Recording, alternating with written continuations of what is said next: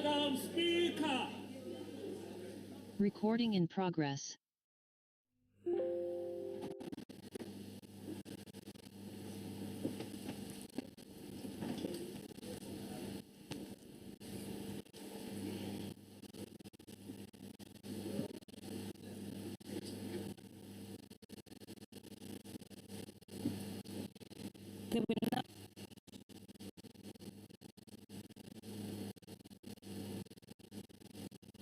Please be seated.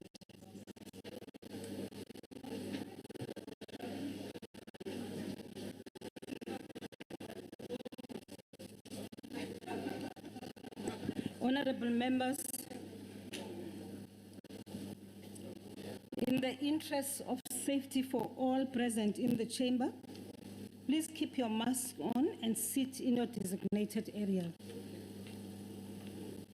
The only item on today's order paper is questions addressed to the President. There are 4 supplementary questions on each question. Parties have given an indication of which questions their members wish to pose a supplementary question. Adequate notice was given to parties for this purpose. This was done to facilitate participation of members who are connecting to the sitting through the virtual platform. The members who will pose supplementary questions will be recognized by the presiding officer. In allocating opportunities for supplementary questions, the principle of fairness, amongst others, has been applied. If a member who is supposed to ask a supplementary question through the virtual platform is unable to do so due to technological difficulties, the party whip on duty will be allowed to ask the question on behalf of their member. When all the supplementary questions have been answered by the President, we will proceed to the next question on the question paper.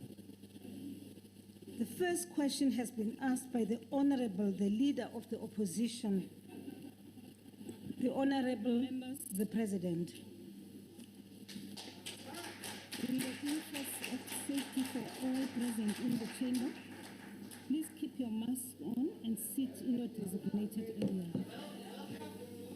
The only item on today's order paper is questions addressed to the President. There are 4 supplementary questions. Can I start now? On each question. Parties have given an indication of which questions their members wish to pose a supplementary question. Adequate notice was given to... Madam Speaker, honorable members on all sides,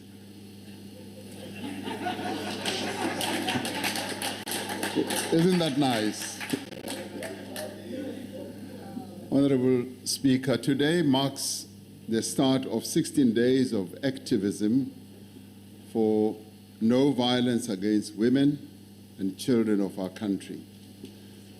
This is a time when all South Africans come together to reaffirm our commitments to the end of violence that is perpetrated by men against women and children. During the next 16 days, we need, as a nation, to reflect on the progress that we have made in tackling this pandemic in our society. In particular, we need to look at the implementation of the National Strategic Plan on Gender-Based Violence and Femicide, identifying where there are shortcomings and address these with urgency as well as with purpose. It is important that we should work together as one nation to ensure that this year's 16 days of activism is meaningful, that it moves beyond mere words, and that it results in real change in the lives of the women of our country. Coming to the first question, Madam Speaker, as asked by the leader of the opposition. The recent load shedding, which has disrupted daily life for millions and millions of South Africans, and which has also caused great damage to our economy, is in many ways a stark reminder of the severe and intractable challenges that our electricity system faces. Load shedding is always the last resort where demand for electricity is greater than what can be produced by the system. It is necessary to prevent the collapse of the power grid and a complete blackout. At its core, load shedding is inevitable, and it has inevitable consequences of the age of many of Eskom's power plants, and many of us will know that a number of them are between 20, 30, 40, and 60 years. And this has affected the inability of our power generating company on a number of fronts. Some of the reasons have been due to precisely the age of the fleet, some the debt, and some lack of capacity, and also some of the reasons would be as a result of state capture. Eskom has to undertake the fundamental maintenance that is necessary to improve the reliability of our electricity supply. As it continues with maintenance, load shedding will remain a possibility for some time to come. But we are not simply waiting for the inevitable. We are working hard in a number of ways to fix this problem. As Eskom has been implementing a generation recovery plan to improve the availability of generating capacity and minimize the risk of load shedding, we have been undertaking a number of other measures to fundamentally change the trajectory of generation of electricity, of energy in our country. As part of Eskom's roadmap,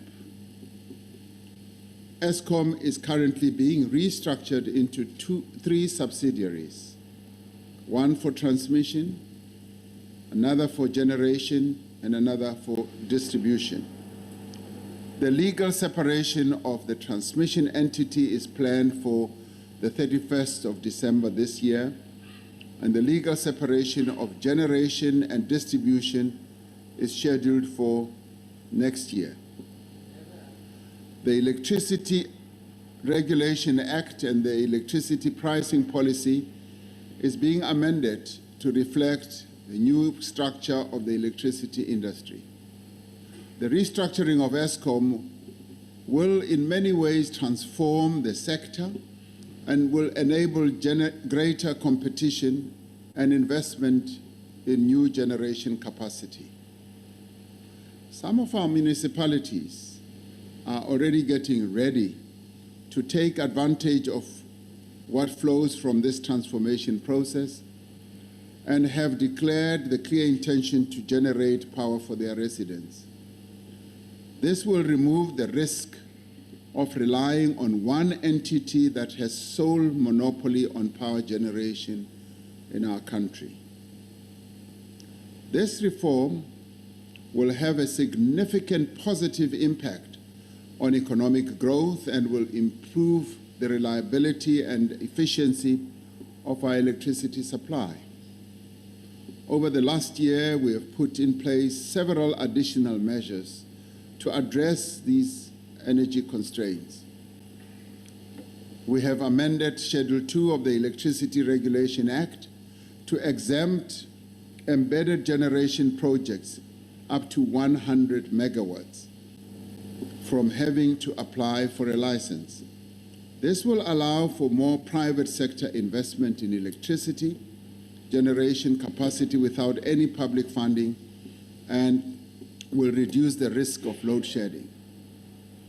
Already a number of entities are already moving forward to take advantage of this new regulatory permit that they have been given. The other one is 8 preferred bidders have been appointed for the 2,000 megawatts mitigation IPP procurement program. These are for projects that can deliver electricity into the grid within 3 to 12 months from approval. The other one is that we have revitalized the Renewable Energy Independent Power Producer Procurement Program with 25 preferred bidders announced in the 5th round.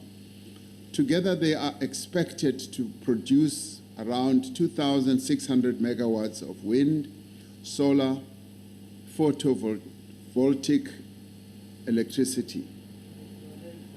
From the renewable energy bid window 4 projects, 1,600 megawatts had been connected to the grid at the end of June this year, and over 400 megawatts is to be connected by the end of the year.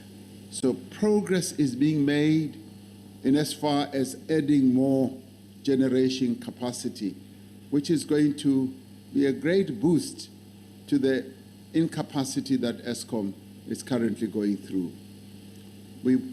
While we can anticipate that substantial new generation capacity will come onto the grid in the near future, there are still many challenges that we need to address to secure a stable and reliable supply of energy. And these include the management of Eskom's debt, overcoming the skills deficit within the company, steadily improving municipal revenue collection, further improving Eskom's maintenance capabilities, and addressing procurement challenges and rooting out all forms of corruption and criminality, including some of the incidents that the Eskom management has been reporting, where pylons have been cut and have been disturbing the operation of the grid. There are no easy solutions to all this, whatever anyone may want to say. This is a complex problem. However, we have developed a roadmap towards a revitalized Eskom within a transformed energy industry. We are making significant progress in implementing the roadmap and are determined, Honorable Speaker, to persevere. And we're determined to persevere regardless of the difficulties and obstacles until we have achieved energy security in this country. And the good thing is that we have now ensured that energy generation will not come from one source only. On a monopoly basis, we've now ensured that there will be many other sources of energy generation. I thank you. The first supplementary question will be asked by the Honorable, the Leader of the Opposition from the Chamber. Thank you very much, Madam Speaker. Mr. President, 6 years ago, you said in this House, and I quote, "In 2 years' time, Eskom's problems will be a thing of the past. People won't even remember load shedding," unquote. 6 years later, and the government still cannot keep the lights on. It's now time to allow, surely, South Africans to solve their own energy crisis. Cape Town Mayor Jordan Hill-Lewis has pledged to make Cape Town load shedding free. The Western Cape government has also committed to assisting 6 Western Cape governments, local governments, to become load shedding free. Now, these plans depend entirely on municipalities being able to buy electricity directly from independent power producers or to generate it themselves. So I would ask you today, Mr. President, can you publicly commit that your national government will not obstruct capable local governments from procuring electricity directly from independent power producers and generating it so that we can keep the lights on, keep the factories working and creating jobs. The Honorable, the President. Thank you, Honorable Come.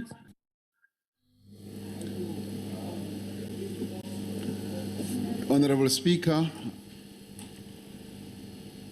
If Honorable Leader of the Opposition was listening carefully, he would have heard me say a number of the measures that we have taken and put in place include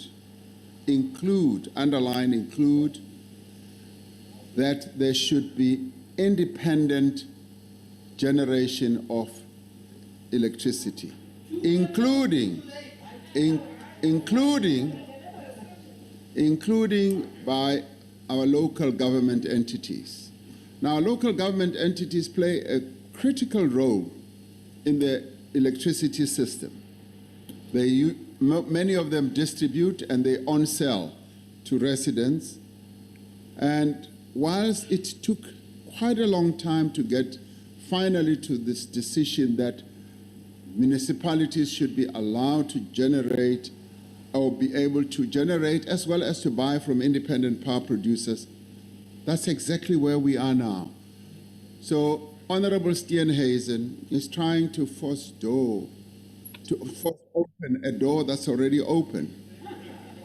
This door is already open. We've given a clear direction and permission for local government to generate. And in fact, if there's anyone who wants to see municipalities like Cape Town, any other municipality succeed, that's me here. I'd like to see them immediately move on to generate electricity so that we can de-risk this risk that we have of having one entity alone generating the electricity for the entire country.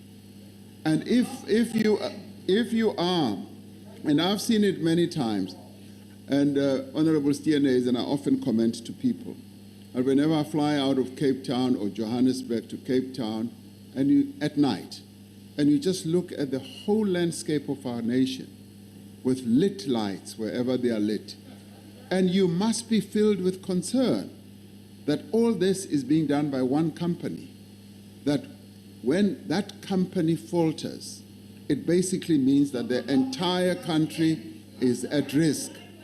So what we have now done is to say, let us allow local electricity generation. And yes, an Eskom, which has an overarching presence in the country and owns the grid, will be always on hand to supplement, to support even those local generators. When they fail, they will be able to rely on an Eskom. So, Honorable Steenhuisen, be assured that the national government is not going to obstruct the capabilities of local government at all. So you can go to sleep peacefully there. The second supplementary question will be asked by the Honorable JCN Mkwanazi from the Chamber.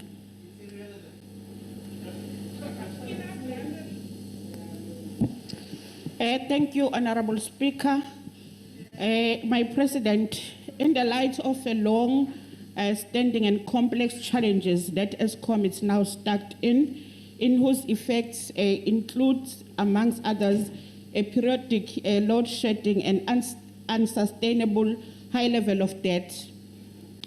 My question is, what role can Eskom play in the large-scale supply of energy amidst the fast-changing energy environment? And secondly, in what ways will these measures allow Eskom to generate revenues to reduce its soaring debt and to afford its maintenance costs? Thank you.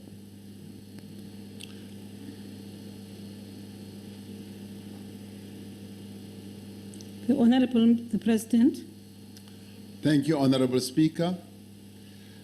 Eskom still has a very critical role to play in many, many ways. Firstly, to improve itself, in terms of management, in terms of improving maintenance, and in terms of just managing the procurement processes that it needs to embark on to ensure that it has all the turbines and all the various other products and services that it has. But at the same time, Eskom has also decided that they want to get into the renewable space. And that, in my view, has been quite an important and significant decision. So they now need to build capacity to get into the renewable space and be able to compete with all other entities that are now in the renewable space.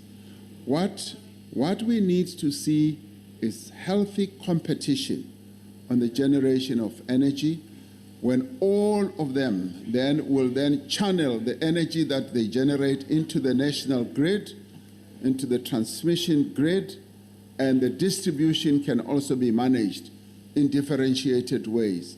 And this is where a number of local government entities have actually demonstrated that they have great capabilities of distributing electricity. So we also see Eskom being able to manage its debt much more effectively to ensure that they collect revenue. And they are embarking on really good initiatives, working together with local government entities around the country, of enabling the local municipalities to also manage their debt properly and to ensure that there is collection. So that level of cooperation that should exist between Eskom as the generator as well as the transmitter with municipalities is exactly what Eskom needs to improve a great deal on. And I have confidence that they will be able to do precisely that. And of course, the other one is to attract people with good skills who will be able to manage the electricity provision to our nation properly. Thank you very much, Honorable Speaker. The third supplementary question will be asked by Honorable N.F. Shivambu through the virtual platform. No, thank you very much, Speaker. It's quite obvious now that one of the biggest challenges of Eskom is the subjective incapacity of its current leadership, the board, the CEO. The CEO even came to Parliament to say that Eskom is a dead horse. And you seem to be not paying attention to the fact that the people who are leading Eskom now are not capable of rescuing it from the crisis that we are facing. When are we going to see the change of leadership in Eskom, because they're not capable of reviving it? Unless if your purpose is to decapacitate Eskom, to mutilate it so that we can create space for the independent power producers to continue to ridiculously profiteer out of energy generation in South Africa. You had made commitments before that there won't be privatization of Eskom. But effectively what is happening now is the privatization of energy generation for the benefit of few businesses, some of whom are the people that are associated with you. That is the question. What do we do with the leadership of Eskom that is incapable, has demonstrated that it fails dismally? Member Shivambu, you are out of order. Your time is up and you haven't asked a question. Thank you very much. The last supplementary... No. Excuse me. I'll be advised here. But Honorable Shivambu finished his minute and went on to -30, right? Without asking his question. Hence my statement that you haven't asked a question. Chair, point of order. I will be assisted by the table. Thank you. Chair, point of order. No, you're out of order, Speaker. Chair, point of order. No, you're out of order, Speaker. Chair, point of order. Chair. No, you're out of order, Speaker. Chair. Honorable, you may take a seat. Honorable member, Point of order. You may take a seat. take a seat. Now, the advice I am receiving here, Mr. President, is that you may respond to the question. The Honorable the President. Question, because you're saying the Deputy President can ask the question. Speak. The Honorable the President, Honorable Mkalipi, Point of order. please don't do that. Thank you very much. The Honorable the President. Honorable Speaker, thank you. In relation to the question that Honorable Shibambo raised with regard to the leadership of Eskom, both at management and board level, I'd like to say that this is a matter that we continuously look at. We look at the capability, the effectiveness of the leadership that, yes, resides in Eskom, not only in Eskom, in all our state-owned enterprises. And we evaluate that against a whole number of indicators. Now, Eskom has been one of the most unfortunate entities in that, I would say in the past 15 years, they've almost had a new CEO almost like every 18 months. And Honorable Speaker, we need to examine precisely what the management is trying to do. What do? They work with a whole number of what I would call blue chip companies that help them service the plants that we have.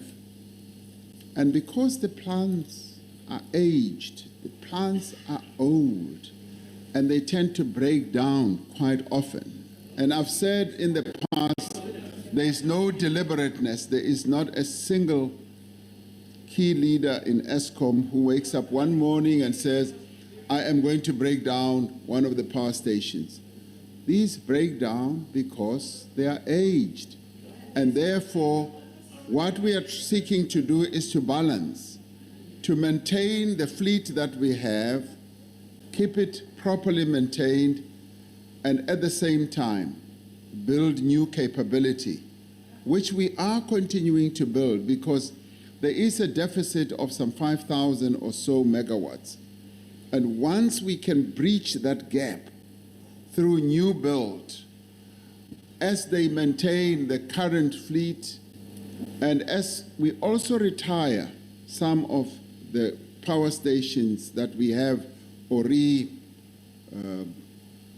them, we will then be able to manage our energy properly. As I said in my main input, yes, load shedding for the meantime is going to be a key challenge that our economy faces.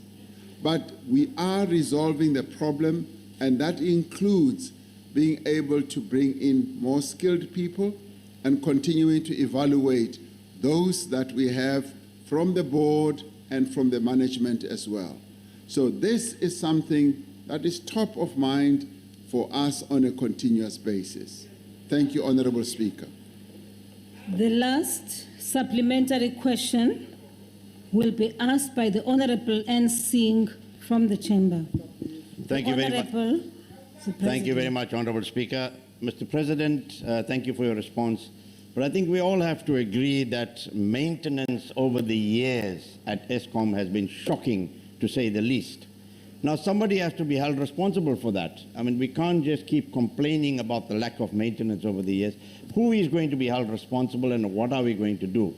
But having said that, Honorable President, it is a well-known fact that the CFO of Eskom at a SCOPA hearing recently said that they owe over 400 billion rand. And they are in serious debt, and if government does not bail them out, there might be no light at the end of the tunnel. And also that putting money into Eskom will just be putting money into a bottomless pit. Has government considered what kind of financial assistance, if any, is going to be provided to Eskom? And given that Eskom is one of the biggest contributors of pollution in our country, and COP26 proved that, where Eskom is really, causing lots of problems in terms of climate change in our country, Honorable President. The Honorable the President. Honorable Speaker,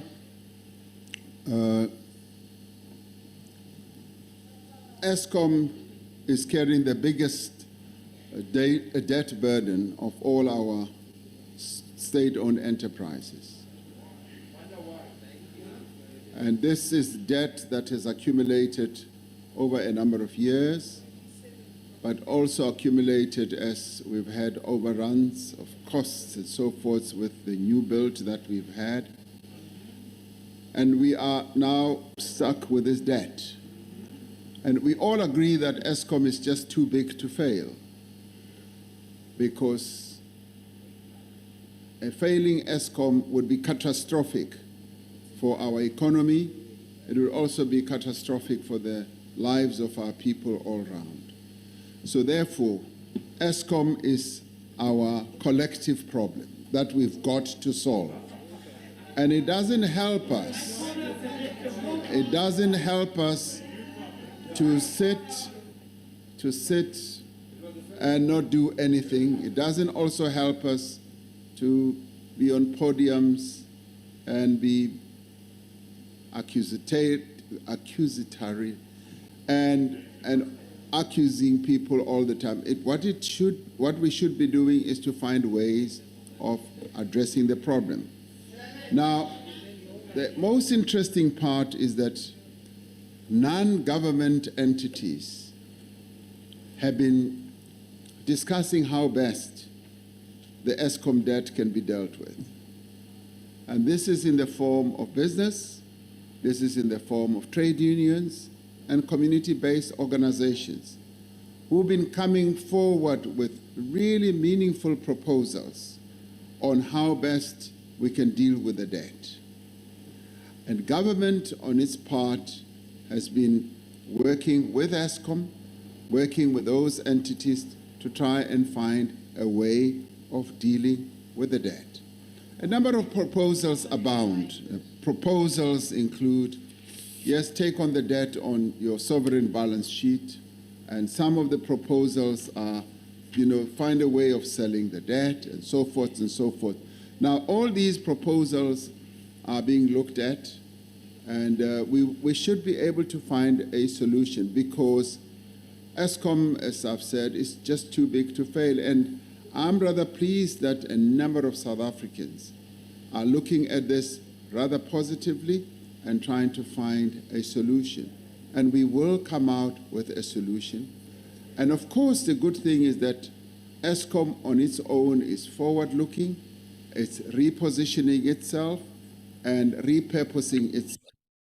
Whereas in the past, Eskom was just stuck as a coal-fired generation company, as well as, yes, a little bit of nuclear. They now say we now need to be broader, much broader than that, and find ways of entering the renewable energy space. Now, that is a forward-looking company that we need to support. We need to support, yes, the leadership as well, as they try to solve the many problems that they face. So Eskom is, yes, the biggest risk our country faces, and we've got to collectively find solutions to address this risk. Thank you, Honorable Speaker. Thank you, Mr. President. Question number 14 has been asked by the Honorable J.S. Malema. Honorable Speaker, climate change is an existential crisis. As a country, we are a signatory to the Paris Agreement to combat climate change, and as such, we have obligations to contribute our fair share to reducing greenhouse gas emissions. The same Paris Agreement places an obligation on developed economies that are responsible for some 76% of historical emissions. They have a responsibility which they signed up to, which everybody agreed they have to provide support to developing economies to adapt to the effects of climate change and transition to lower carbon future.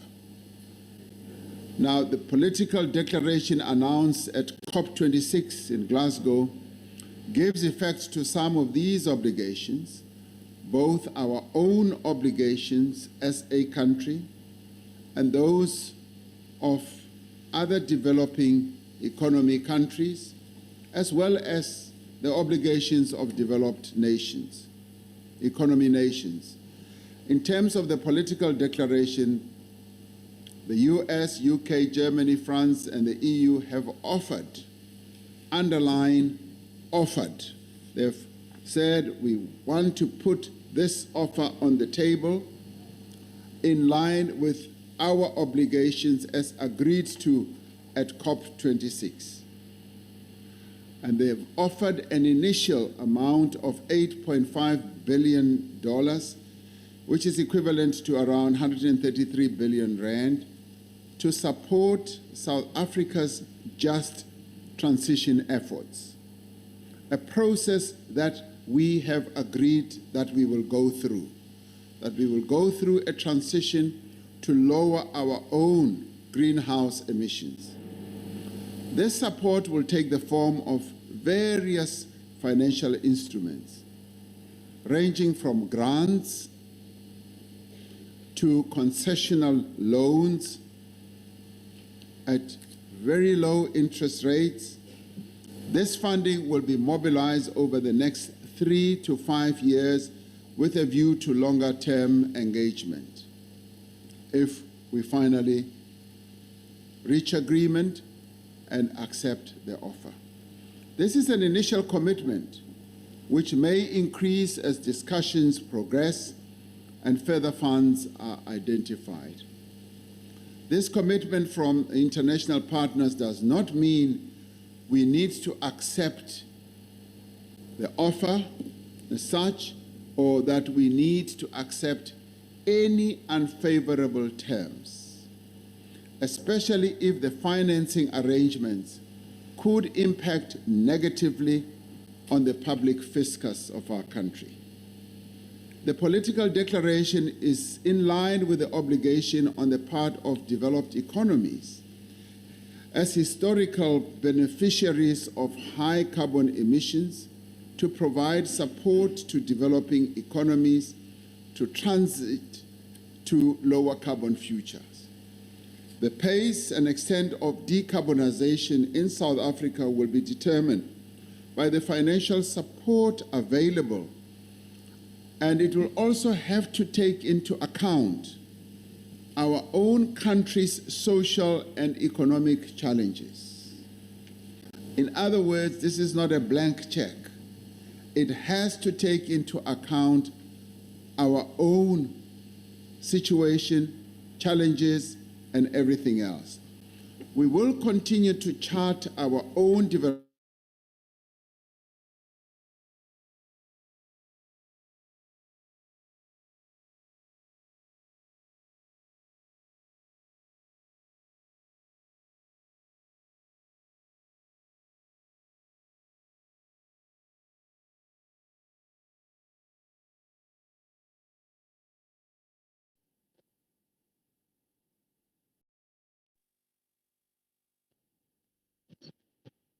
And then, seems we got disconnected. Madam Speaker, point of order. Madam Speaker. We can't hear a thing, Madam Speaker. No, it's just us, man. Honourable members, it's Tanya Lyons from the National Assembly table. I'm in touch with the table. I'm going to reconnect us. We don't have anyone.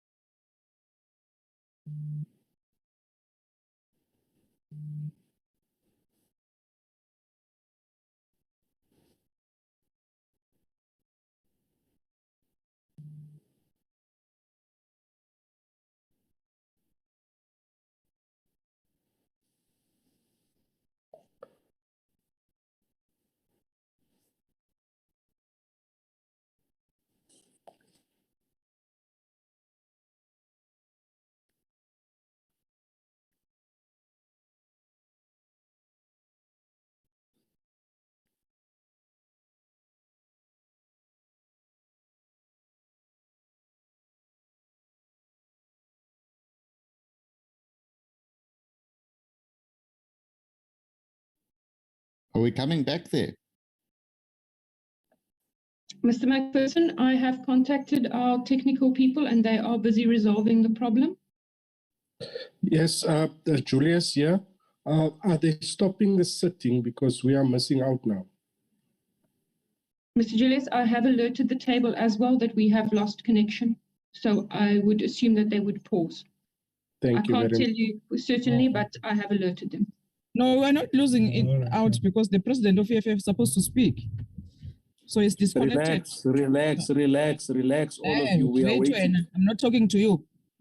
I don't account to you. Please. Relax. I'm the whip of the EFF here. I'm not the whip of the ANC. So no one will tell me to relax here. Yeah, April, you must relax. Turn your microphone off, April. Recording stopped. Yeah, relax, lapho. Akakwazi You've lost so much. You can't relax. You've lost everything. How can you relax?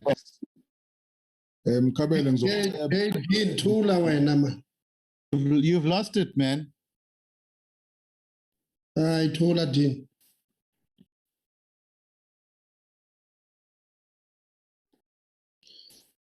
Julius Ngarutampan Sobrak. Yeah, he's getting old, that one. Yes, and West Rent is mine today, tomorrow. Watch it. We're going to slow you, Jack. Jack, relax. You've got wet lettuce now after the elections.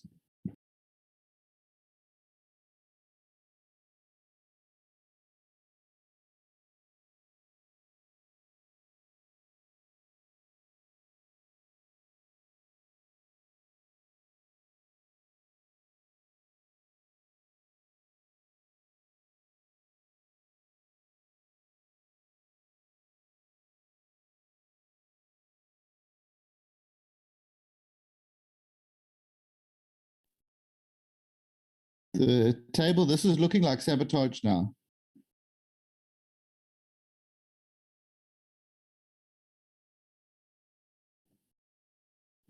Honourable members, I am in contact with the table at the moment, and they are checking the server, the NA table server.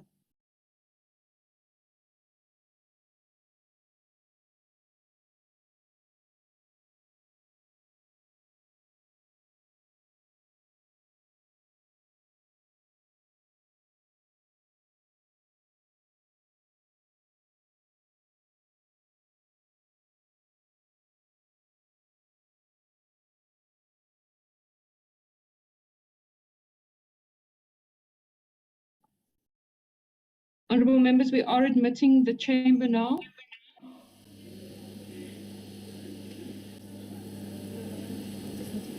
Are we back? Thank you very much, honorable members. Our sincere apologies for that. Can you hear me? Recording in progress. Am I audible, honorable members? Yes. You are? Yes, you're audible, Speaker. Long live. Thank you very much, honorable members. Now, the first supplementary question will be asked by the Honorable J.S. Malema through the virtual platform. But honorable members, just a friendly reminder, honorable members, the first supplementary question, which is raised by the person who had originated the question, has 2 minutes, but subsequent supplementary 1 minute. I just thought we've been away from Parliament and maybe we've forgotten that it's 1 minute. So for honorable member now, because it's the first supplementary question, you have 2 minutes. Thank you, Honorable Malema. You may proceed. No, Honorable Speaker, I didn't hear half of the response of the President because we got cut. Honorable, okay, thank you very much, Honorable Malema for drawing my attention to that. Honorable President, I learned from the table that it is true, actually, that the members who are on the virtual platform could not hear half of your response. Our apologies once more, Honorable President. You may start all over again. Thank you, Honorable Speaker. I will do it as a favor to Honorable Malema. And I said in response to his question that climate change is an existential crisis that we face as many other countries are facing around the world. As a country, we should remind everyone, a signatory to the Paris Agreement to combat climate change, and as such, we do have obligations as South Africa to contribute our fair share to reducing greenhouse gas emissions. The Paris Agreement places an obligation on developed economies that are responsible for some 76% of historical emissions to provide support to developing economies to adapt to the effects of climate change and transition to a lower carbon future. The political declaration announced at COP26 in Glasgow gives effect to some of these obligations, both our own obligations as well as those of the more developed economy countries. In terms of the political declaration, the US, UK, Germany, France, and the EU have put on the table, offered an initial amount of $8.5 billion, which is equivalent to around 131 billion rand to support our just transition efforts. This support will take the form of various financial instruments, including grants and concessional loans.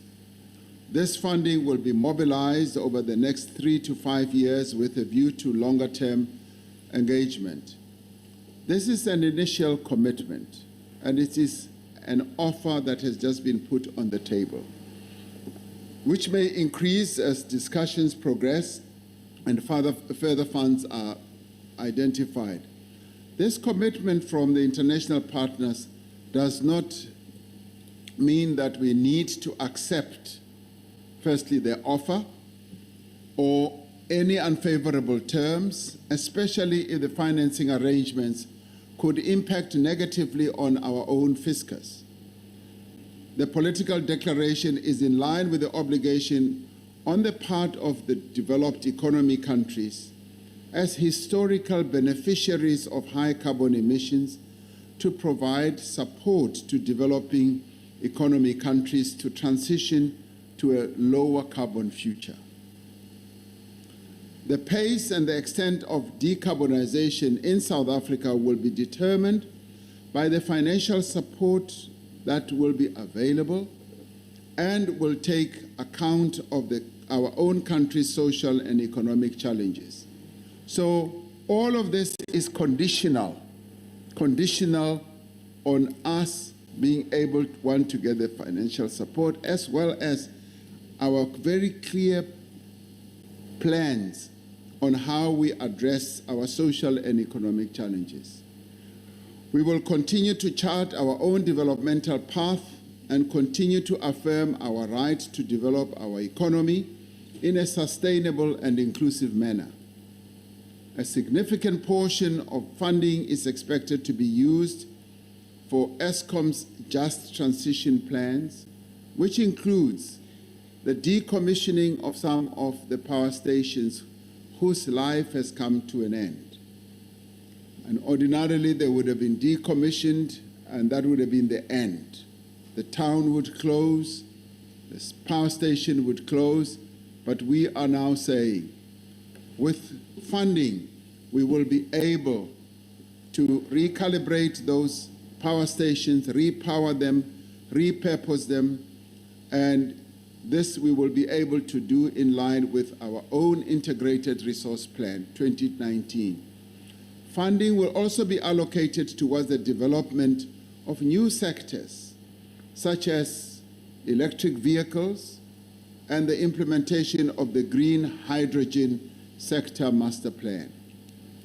More importantly, the declaration recognizes that a transition to a lower carbon economy must also address the needs of workers as well as the needs of communities that reside in areas where our power stations are.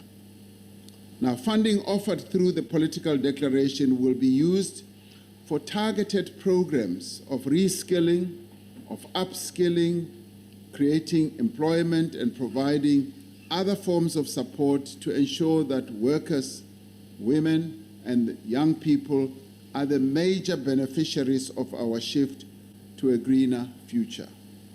Now, this is where our key role players, trade unions, business, communities, now have to buckle down and properly design what this transition is going to be and what the key elements of that transition should be, so that out of this transition we should be able to leave no one behind.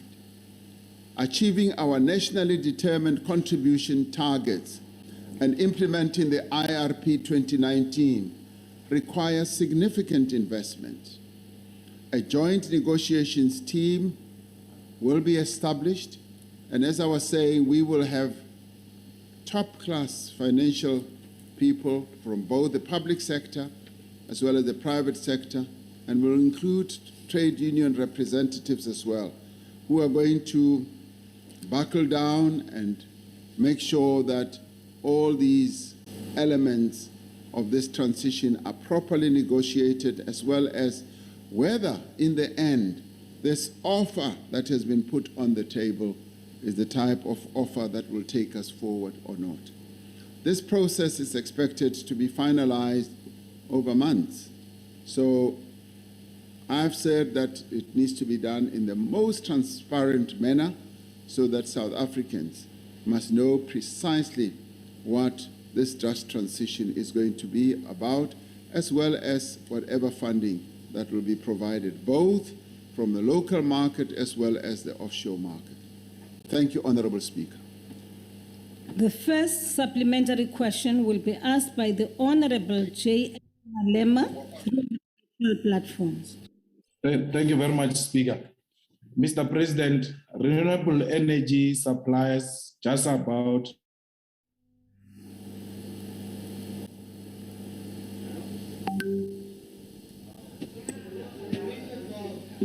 Not again. What's happening to this thing? Honorable Malema, your network seems to have a problem. We've lost you. Honorable Malema, can you hear me? Honorable Speaker, the Commander-in-Chief is joining in now. Like the system had done what it did before, so he's joining in now. He will make the supplementary question now. Do you want to ask the question for him? He's going to join in to ask the question now. Can you move from Conga?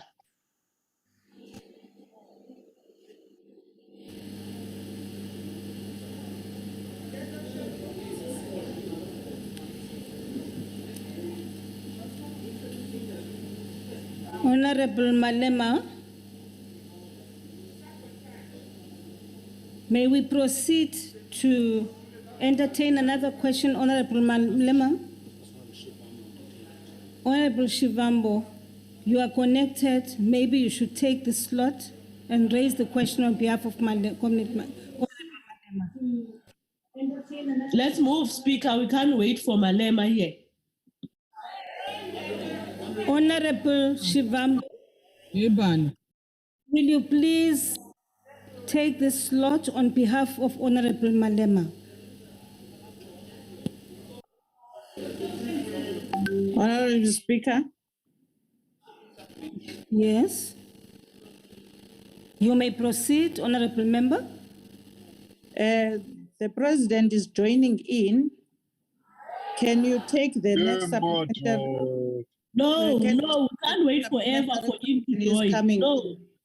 Okay, Honorable, Shut up, Wena, man. I'm not talking to you. honorable members. Honorable members. I suggest we proceed. If there isn't a member from your party who would like to raise a question on behalf of the Honorable Malema, then I proceed to allow another member, Honorable MG Mahlaule, to raise a supplementary question. Thank you very Speaker. much. Is it a point of order? Yes, Speaker, I was rudely disrupted by your members there. No. My suggestion was, yes, Speaker, Juggler, just like we usually do with all parties, my suggestion was, whilst the President is joining in, please take another follow-up question. When he comes in, then he's going to ask his question. That's what we are doing. Thank you very much, Honorable Yes. Member. Honorable Mahlaule. Thank you very much, Speaker. Mr. President, in light of the view that in Africa, we have so many examples of states whose performance until the mid-1970s would have qualified as developmental states, in the sense conveyed by the current definitions, but which now seem anti-developmental because the donor conditionalities of Western countries brought the expansion of their economies to a halt. What approach is being used to ensure that the government continues to perform its socio-economic transformation agenda without facing major opposition from donor conditionalities insofar as the 131 billion investment in a just transition is concerned? Thank you very much. The President. Honorable Speaker, case you are looking for me. Yes. Will you hold and allow the President to respond to the question by Mr. Mahlaule? Honorable President. Honorable Speaker,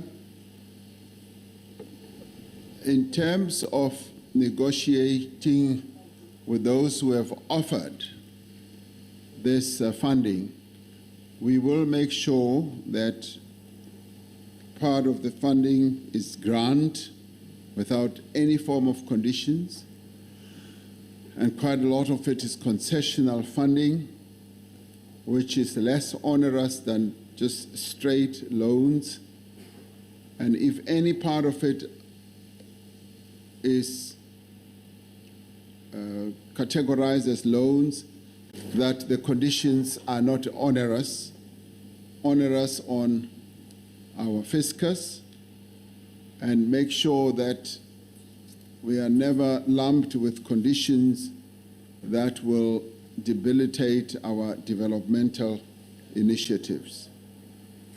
We will be seeking to have negotiations in a very transparent manner, where we will not just want to roll over and accept any conditions.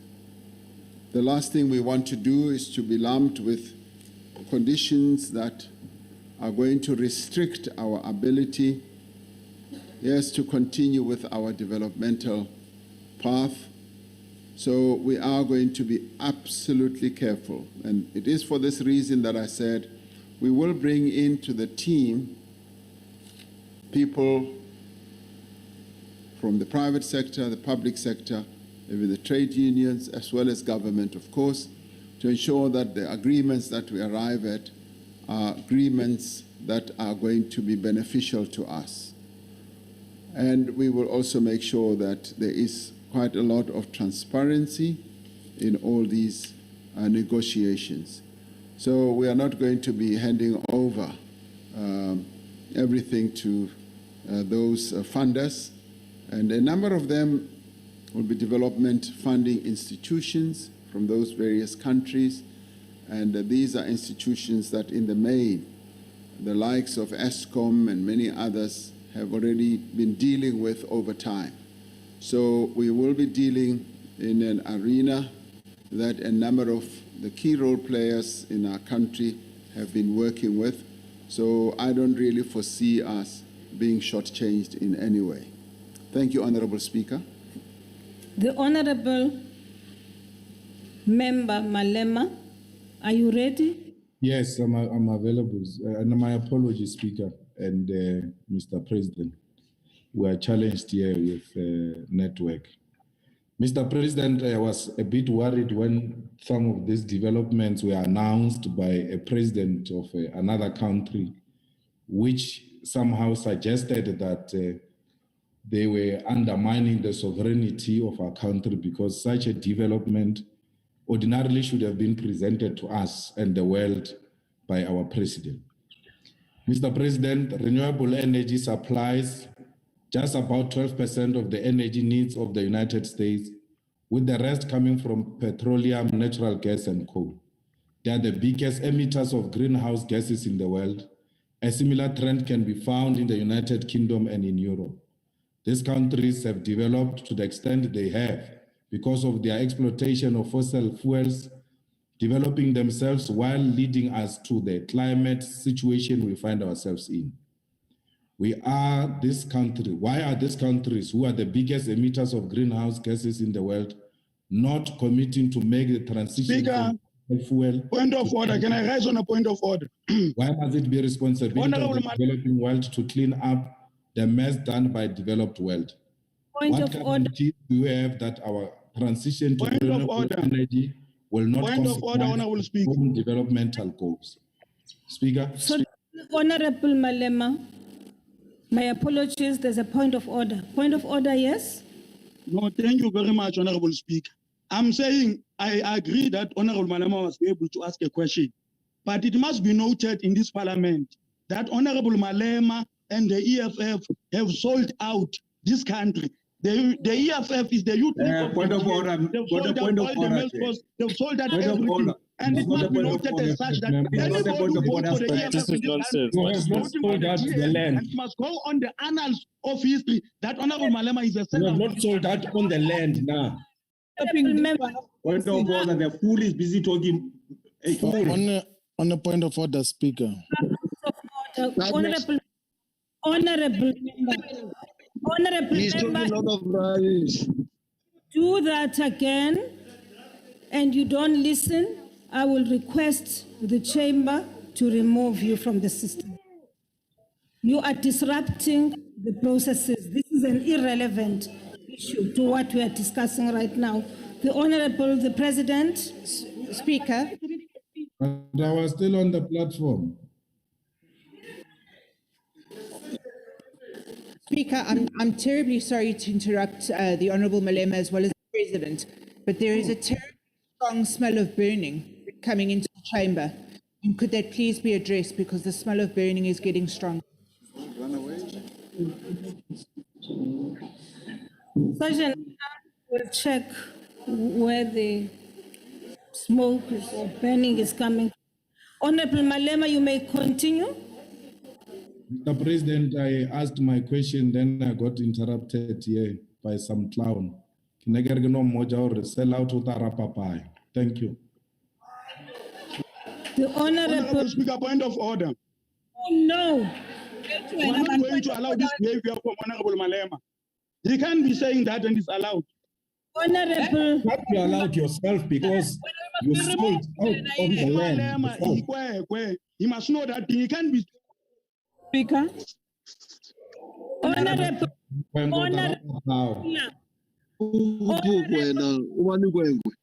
Now remove you from the system.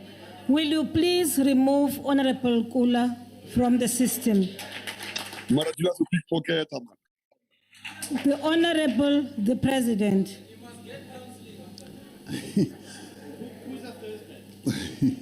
Thank you, Honorable Speaker. I'm able to answer the question posed by Honorable Malema. Honorable Malema, you are absolutely right.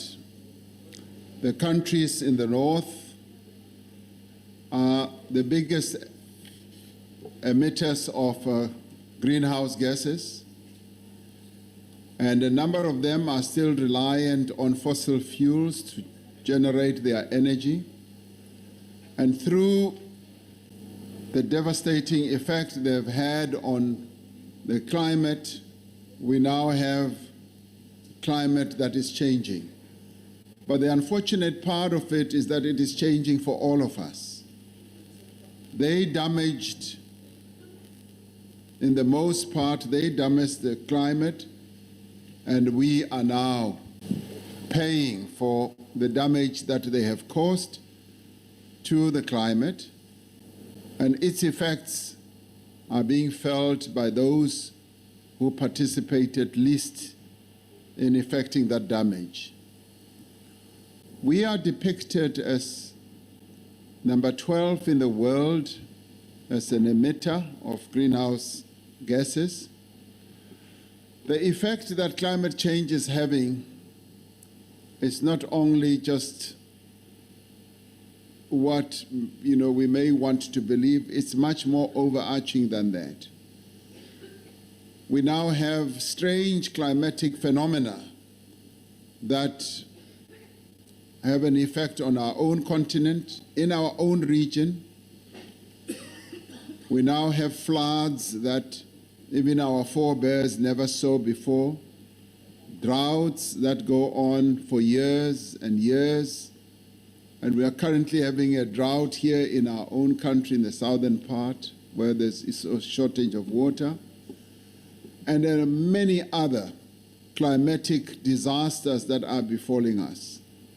So in the end, it does behove on us as well, as countries that have been least responsible for damaging the climate, because we are the most affected, and we are worse because our developmental challenges are much bigger than those who have damaged the climate in the main.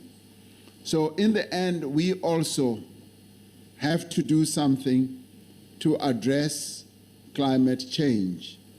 And in addressing it, we've had to declare precisely what we are going to do. And the damage is not only, if you like, on the landscape of our country and all that, it's also when it comes to health.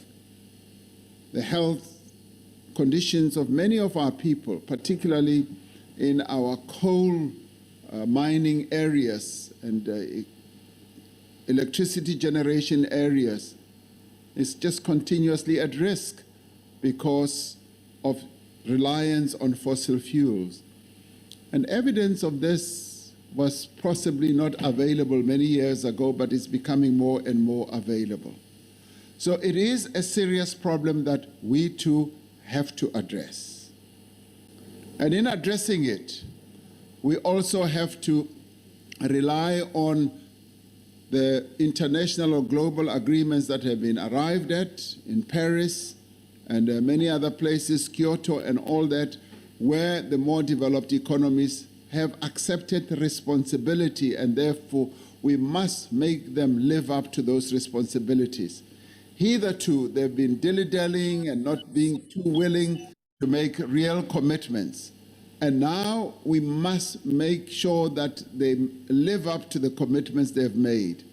And in doing so, as I said earlier, we should not shortchange ourselves. We should not enter into agreements that are going to be detrimental to our own developmental path.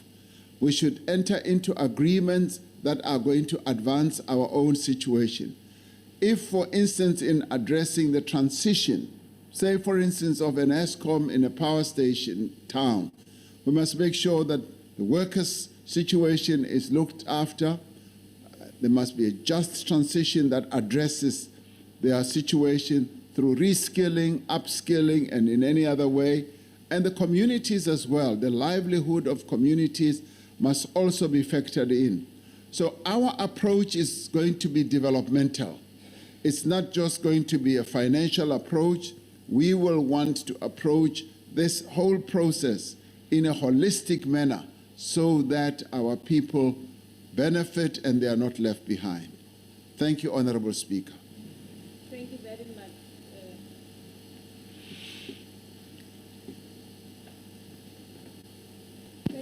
Thank you very much, Mr. President. Honorable members, there's no reason to fear. Somebody was smoking at the courtyard, and so we are sorting that one out. So we will not adjourn, we continue, but we've opened the doors. Thank you very much, Mr. President. The third supplementary question will be asked by the Honorable KRJ Mishwe from the Chamber.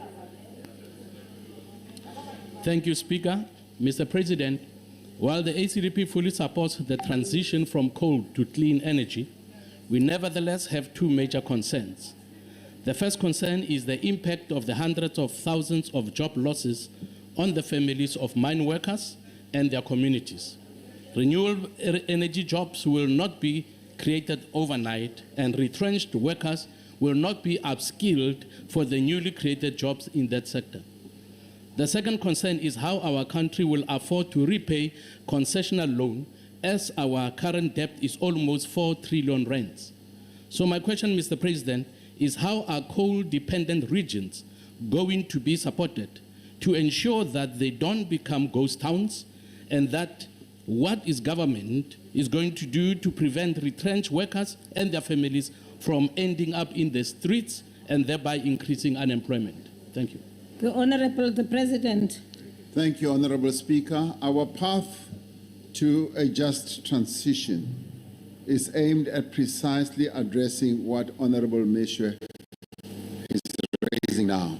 As I was saying in my main input of the reply, that it is the situation of workers, situation of our communities, in areas where we will have to transition from fossil fuels to renewable energy. Now, in the first instance, one of the things that, as I said, we are going to look at is how, for instance, Eskom, which through its power stations is the dominant player in particular towns in Mpumalanga and in Limpopo, how Eskom, as it moves towards decommissioning some of those power stations, how those power stations can be repurposed, can be refabricated as to be more useful either through gas or otherwise, or either through other forms of renewable energy. And that is a process that is now being looked at very, very closely. In fact, there is a project plan that is just focusing on that. But it needs to go beyond just the technical part.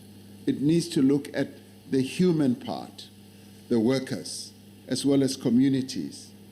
And it also has to look at new opportunities that will come forward with renewable energy future. Because in other countries, we have found that as certain areas of various countries transition from fossil fuel generation to renewables, new forms of sectors begin to emerge. And we believe that that too will emerge with us. We're already thinking about electric cars. We're already thinking about green hydrogen. And that in itself, in terms of the discussions that we're having with the private sector, demonstrates that there are enormous opportunities. As I said, part of the funding will have to go towards reskilling and retraining some of the workers. I participated in an ILO study with the former Prime Minister of Sweden, where we looked at the future of work and how workers can be reskilled, retrained, and upskilled so that they are fit for purpose for the new economies that are coming. And let us not forget that as the world, has evolved, as we have moved from one revolution to another, from industrial revolution, now we are in another revolution. Of course, jobs have been lost, but jobs have also been created. Now, what we want to do is to make sure that we maximize the creation of new jobs, new technologies, new forms of doing things, and new sectors. Now, we, even through our economic reconstruction and recovery plan, we're looking at how we, Can you make a plan to come in next week?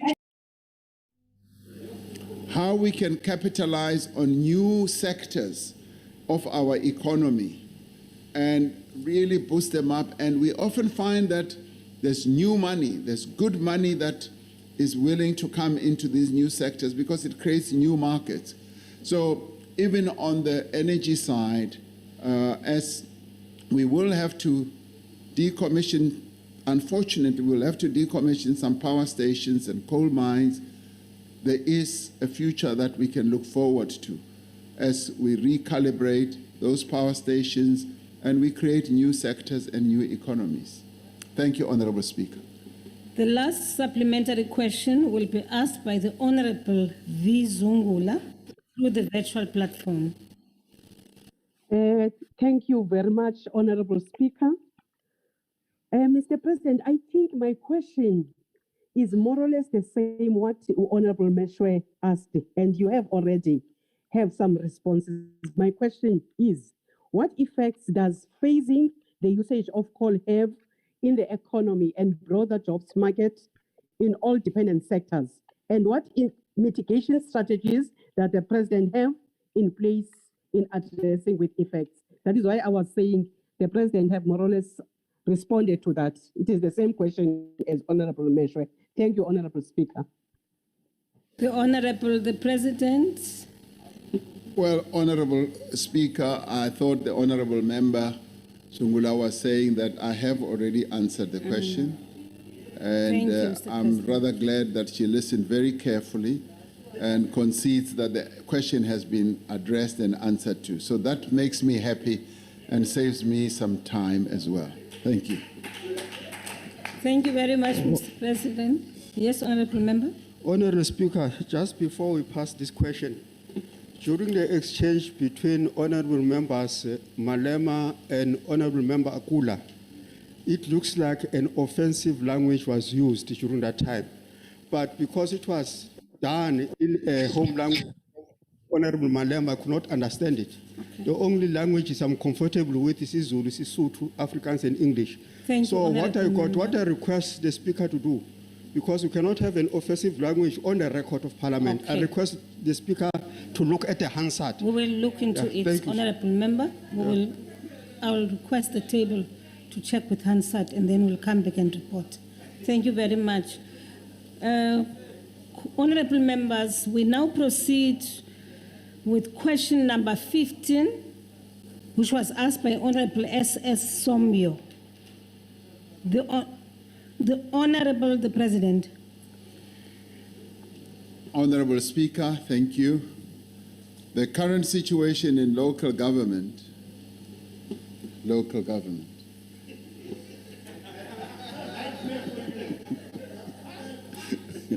including the unprecedented number of councils where no party has an outright majority, is the product of a democratic process that we should be pleased about. Whichever way it could have gone for any of our parties, we should just be pleased that the people of our country have expressed their will. On the 1st of November, the people of South Africa freely and fairly and in conditions of peace and stability voted for the people and parties they want to represent them in municipalities. This is the will of the people, and we must accept it whether we are happy with it or not, whether we like it or not. While there are certainly particular challenges associated with so-called hung municipalities, these challenges are by no means insurmountable, and they are no means novel to us. It happens all over the world. And while the country's experience of coalition or minority government at a local level has not always been favorable, it is essential that we nevertheless make these councils work for the sake of the people of our country who reside in these municipalities. We must ensure that these councils provide the services that people need and create an environment conducive to the growth of businesses and the creation of employment. Ultimately, this will depend on the political will, the commitment and capabilities of the parties and individuals running these municipalities. As national government, we are firmly committed to support all municipalities in ensuring that they fulfill their responsibility to the people that they were elected to serve. I took time yesterday and day before to phone the new metro mayors, whichever party they belong to, and congratulated them. And said to them, I look forward to working with them when they will be attending the Presidential Coordinating Council on an ongoing basis. And invariably, all of them were pleased with that offer, and some of them even said, we didn't expect you to call because we took the metro from your party. And I said, no. I'm phoning as the President of the Republic of South Africa.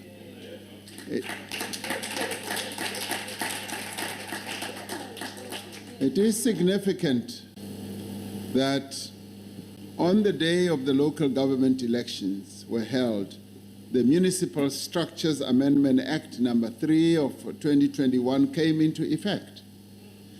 The interventions that were introduced through these amendments will go a long way towards addressing many governance challenges that have been experienced by municipalities in our country, and to ensure improved and sustained service delivery for all our communities.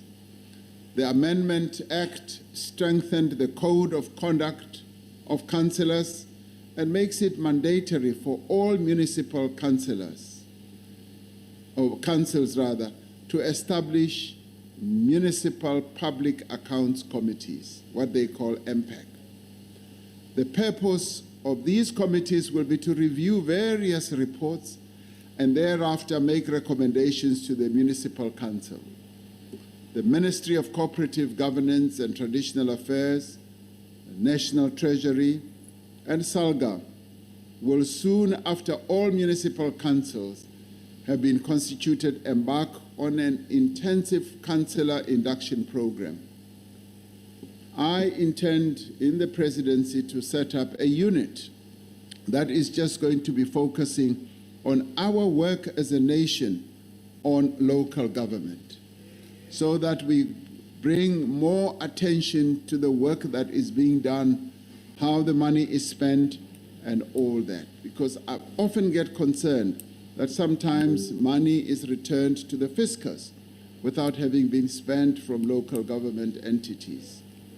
Now, we want all those elected councillors, especially those that are serving for the first time, to receive the appropriate orientation to effectively perform their duties as councillors, and where appropriate, the specific roles and responsibilities that are entrusted to municipal office bearers such as a speaker, a mayor, executive mayor, or whip, should be responsibilities that they will execute with a great commitment.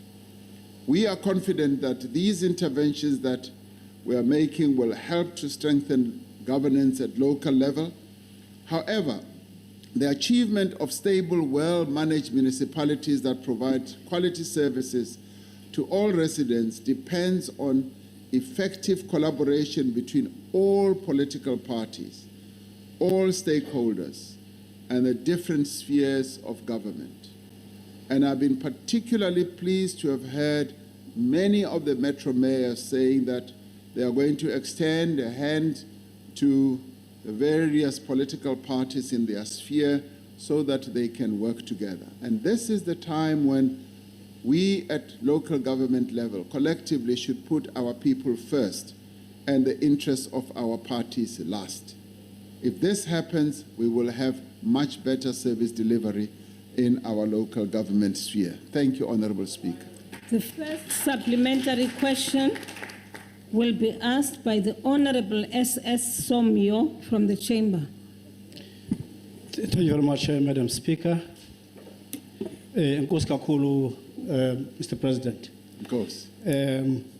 Indeed, the worrisome factor is the recent past, where our people have experienced instability on the fragility of the system, something which we should concern ourselves with. I'm so proud of your assertions that indeed the centrality of the people is the core of our own observations. Whether you're coming from any political party, this is the time to serve our people, and we need to commit to that.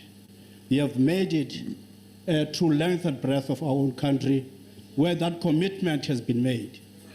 Are you today prepared to face these political parties and say to them, go with me to make this commitment work, to ensure the fragility of the system becomes a thing of the past?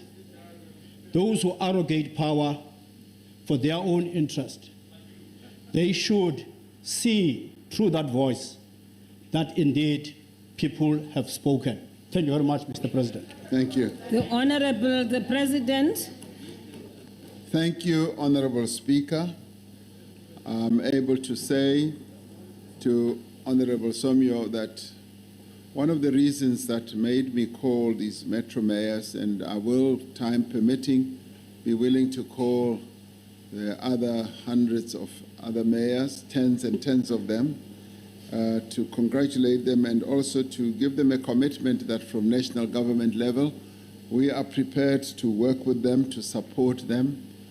One of the reasons why I decided to do so was precisely, in many ways, to depoliticize that local government sphere, much as I think all parties went through the length and the breadth of the country on a party political ticket.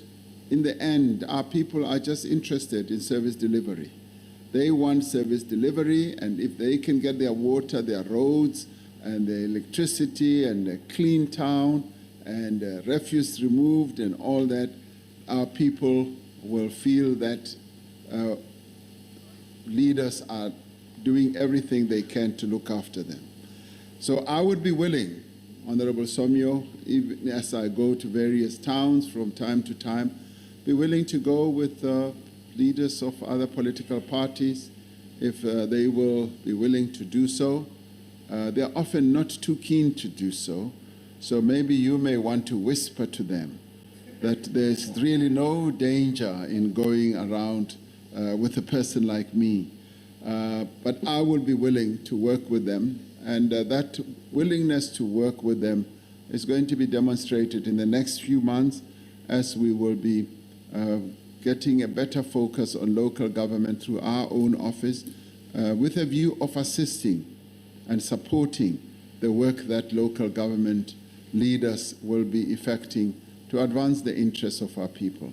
So the answer is yes. Thank you, Honorable Speaker.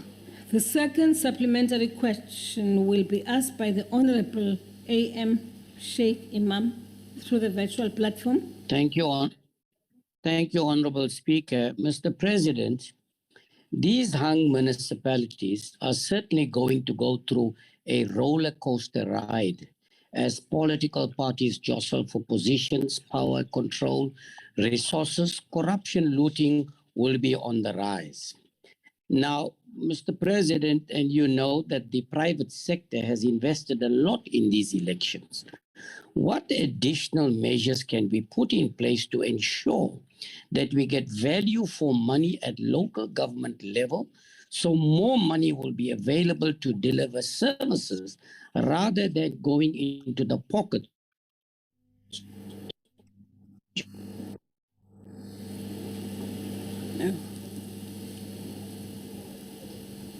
Gone. Honorable Sheikh Imam. Honorable Sheikh Imam. Have you heard me, Honorable Speaker? Can you hear me now? Now we can hear you. Yes, proceed, Honorable. Oh, thank Sheikh. you. Thank you, Honorable Speaker. Honorable Mr. President, these hung municipalities are certainly going to go through a roller coaster ride as political parties jostle for positions, power, control, resources. Corruption and looting will be on the rise. As we know, that the private sector has invested heavily in these elections and are expecting something in return. What additional measures could be put in place to ensure we get value for money so that we can provide better services to the people rather than a few individuals enjoying a monopoly in these municipalities controlling all these tenders? The Honorable the President. Honorable Speaker, what I was saying earlier in my main reply referred to some of the measures that we will want to put in place. Firstly, we will obviously want all councillors to be properly inducted, and that induction process will also be accompanied over time through a training process, so that we don't only end up with induction but also training, so that they get to understand more fully their own responsibility. Beyond that, I also spoke about the amendments we have now introduced in the Municipal Structures Act, which is going to enhance the governance at that level so that we have committees such as MPAC that are going to look very closely at how money is spent and what it is spent for and root out any form of corruption. But the other important thing, of course, is that local government must also look beyond the horizon a bit. I'd like to see the leaders see themselves as people who are going to promote investment in their own towns, cities, and metros. If possible, they should each establish an investment office which will just be focusing on advancing and promoting and attracting investments in specific towns. I often refer to a country like China, which has grown phenomenally. And I've often been told that the growth was largely generated at local government level, because, as I often say, that is where investment takes place. Investment does not take place here in Parliament or at the union buildings. It is at the local level. So if municipalities can find a way, and they must find that way, of working very closely together with the private sector and make sure that their cities, their towns, and their metros become areas that are conducive for investment to take place. Local government leaders must do everything so that they attract investment rather than repel investment. They should come up with creative ways of attracting investors to their own towns and making sure that the investors stay in their own towns to create jobs. They must do a variety of things. They must look after the roads, electricity, the cleanliness of the town, and they must have a very open and inviting type of disposition to potential investors. And in some cases, they must go out and seek investors and bring them in, but run a clean government as well, where corruption does not have a space at all. And if they can do that, investors will start coming in, because investors want a conducive environment. They also want certainty. The regulations and the rules and the incentives must be such that they can attract investors to come to the town, city, or metro. If they can do that, Honorable Imam, I believe that we will have a local government dispensation that will also begin to lift the economy of our country. And as I said, and I repeat, investments take place at a local level. They do not take place at a national level. All we do at a national level is to create that environment and the climate, and similarly, the responsibility rests on the shoulders of local government leaders to make sure that investments do take place and job creation does ensue. Thank you, Honourable Speaker. The third supplementary question will be asked by the Honourable Leader of the Opposition from the Chamber. Thank you, Madam Speaker, and thank you very much, Mr. President, for the maturity of your response, and we associate ourselves with it. But the question that the Honourable Member has asked is frankly a deflection, because we all know that the hung municipalities are not the real problem in South Africa. If we look at the recent report released by your COGTA Minister, there are 64 municipalities on that list that are listed as dysfunctional. Barely a few of them are hung or minority government councils, but those lists are jam-packed with ANC majority coalitions. And you're right about local investment. And when people vote with their feet and businesses vote with their feet, in places like Lichtenburg and Standerton, they're leaving because those ANC councils have failed to deliver basic services. And I would say to you, Mr. President, there's no bigger threat to service delivery at a local level in South Africa than an ANC government coupled with ANC cadre deployment. Now that the voters have now said the same thing around South Africa, Mr. President, but you must now concede that the policy of cadre deployment is directly responsible for the collapse of local government service delivery and must surely now be abandoned. The Honourable the President. Thank you, Honourable Speaker. It's quite clear that, well, thank you very much for the concession you made at the beginning, but it's quite clear that Honourable Steenhuis just misses listening to me whenever I speak. I don't know what I'm going to do. In 500 meters, turn left onto Matthew Speaking Road. Honourable Mervyn Dix, you are not going to do that. The President is on the floor. Honourable Dix. And I was... You may proceed. Thank you, Honourable Speaker. The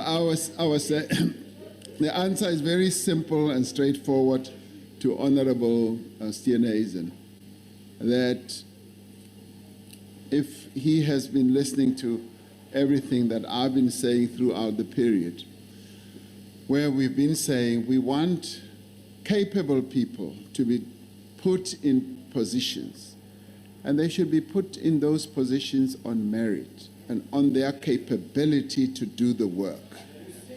And it should not be because you're handsome or your ability to speak English or you're good looking or whatever. It should be because you are good at what you do. I'm making you blush, I'm sorry. Never thought it would get to this. So in the end, we want capable people to be put in positions throughout various areas in our country so that we can deliver good service to our people.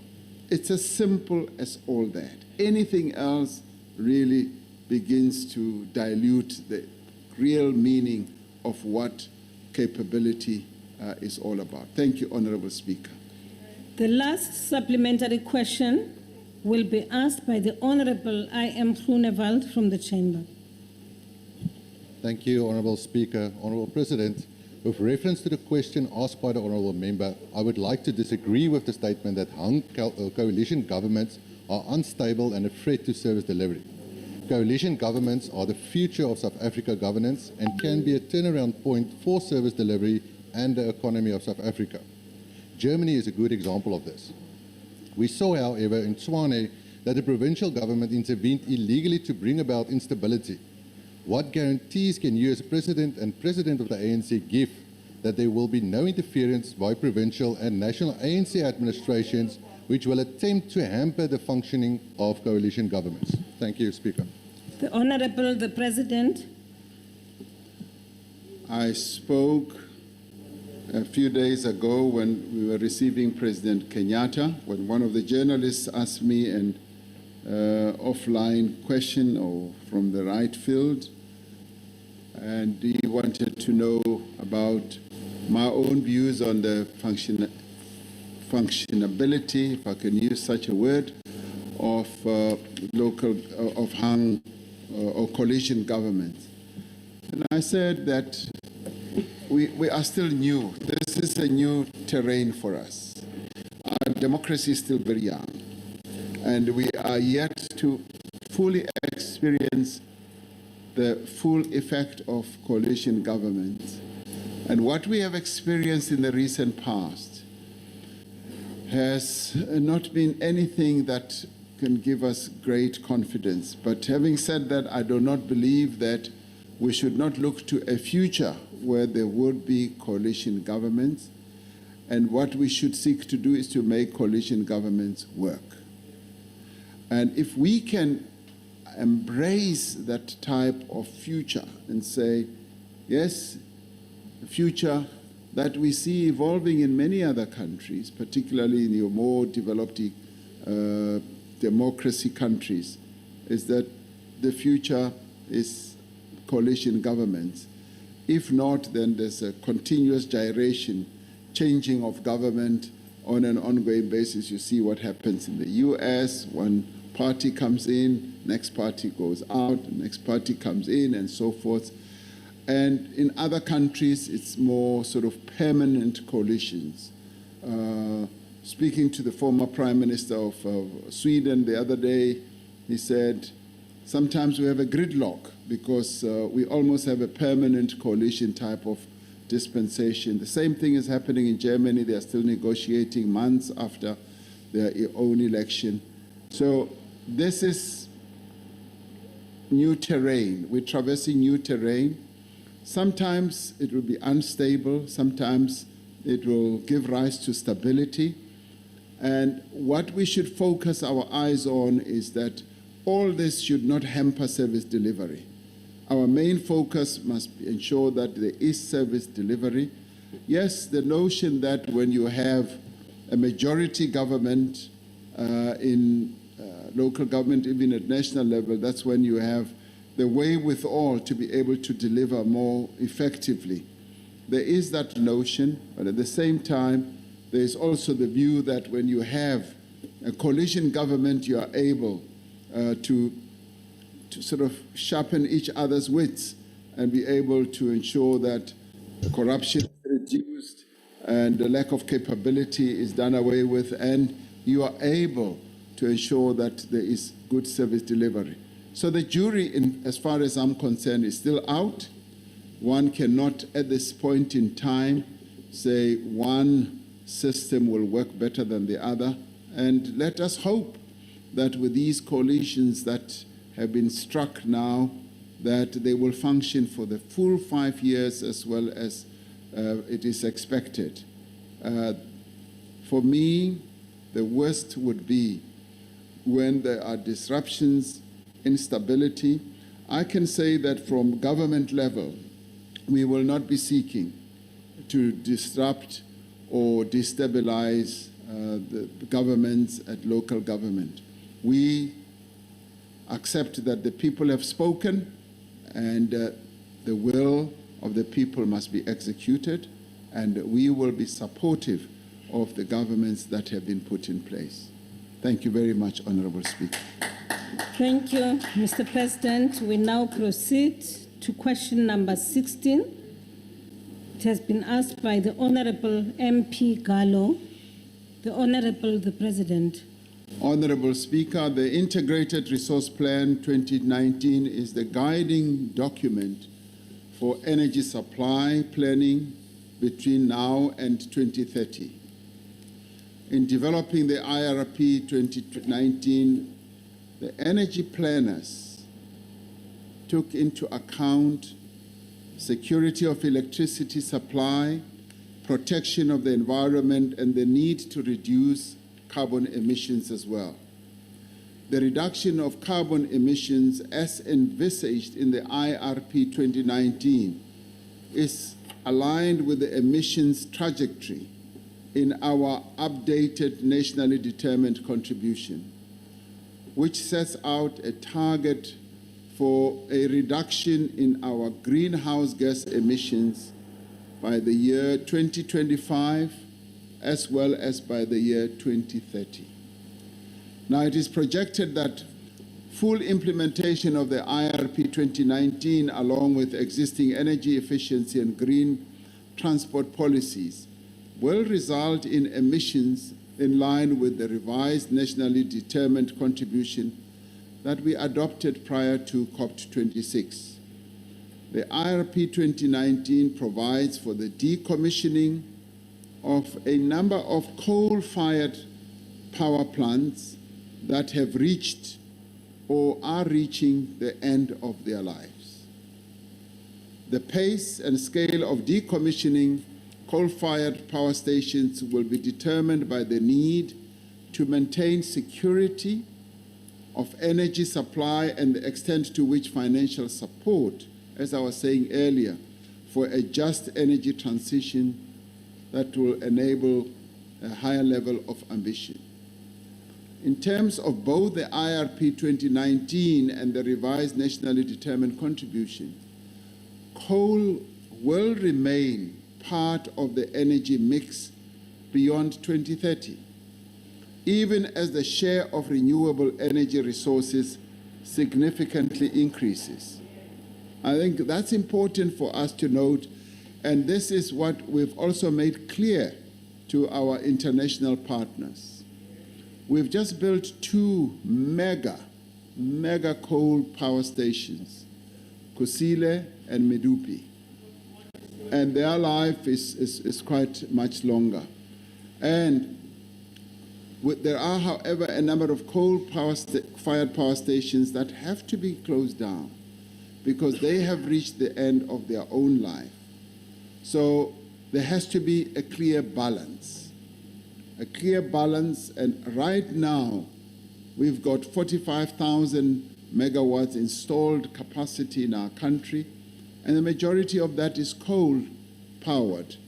And so therefore, even as we bring in renewables, none of them are ever going to reach that level of 45,000 within a short space of time.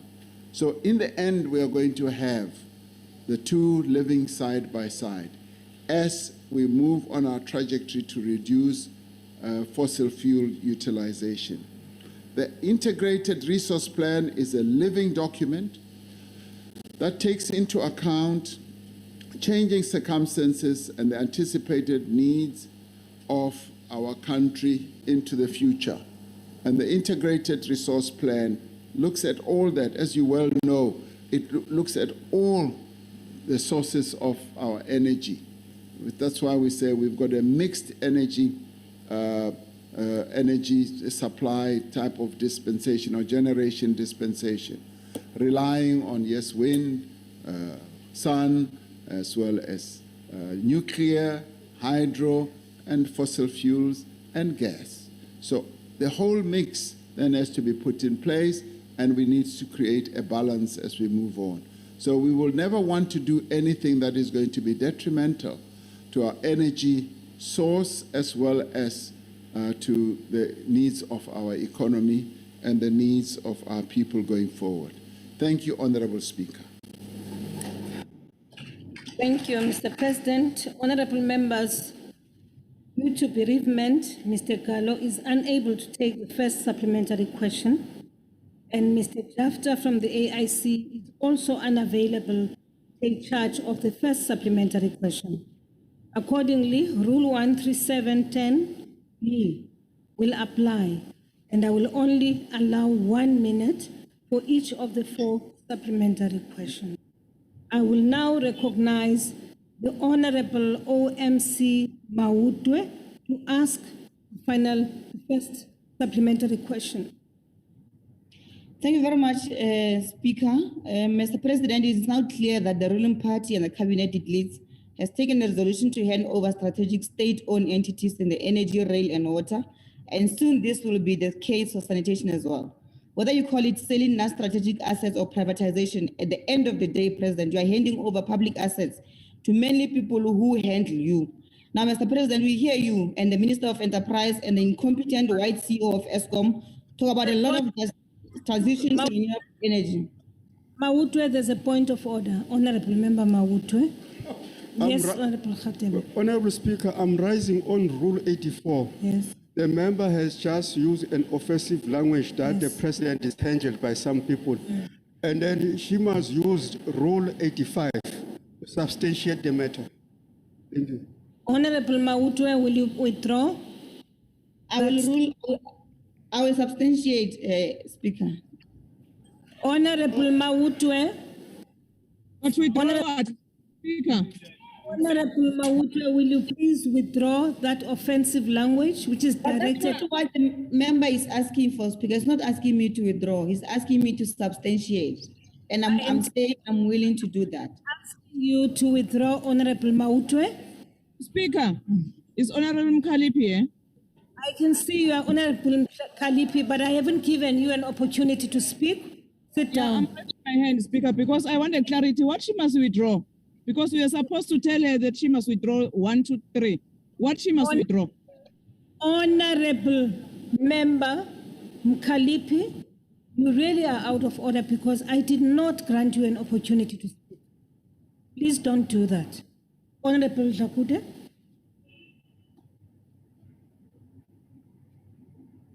I'm fine with your ruling, Honorable Thank Speaker. Thank you very much.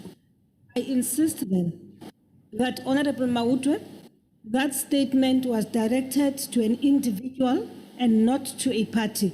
Will you withdraw that statement?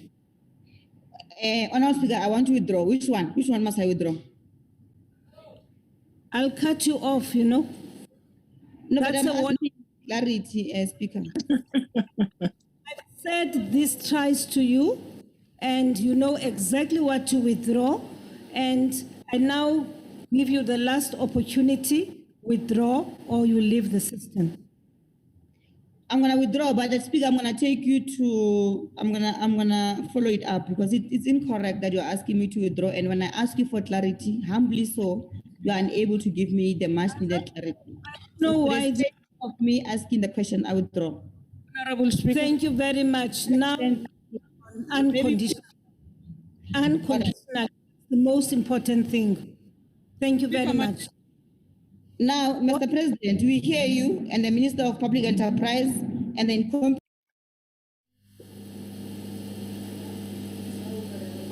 You are gone. Your system has thrown you out. Okay. Thank you very much, Honorable. I'm here, Speaker. The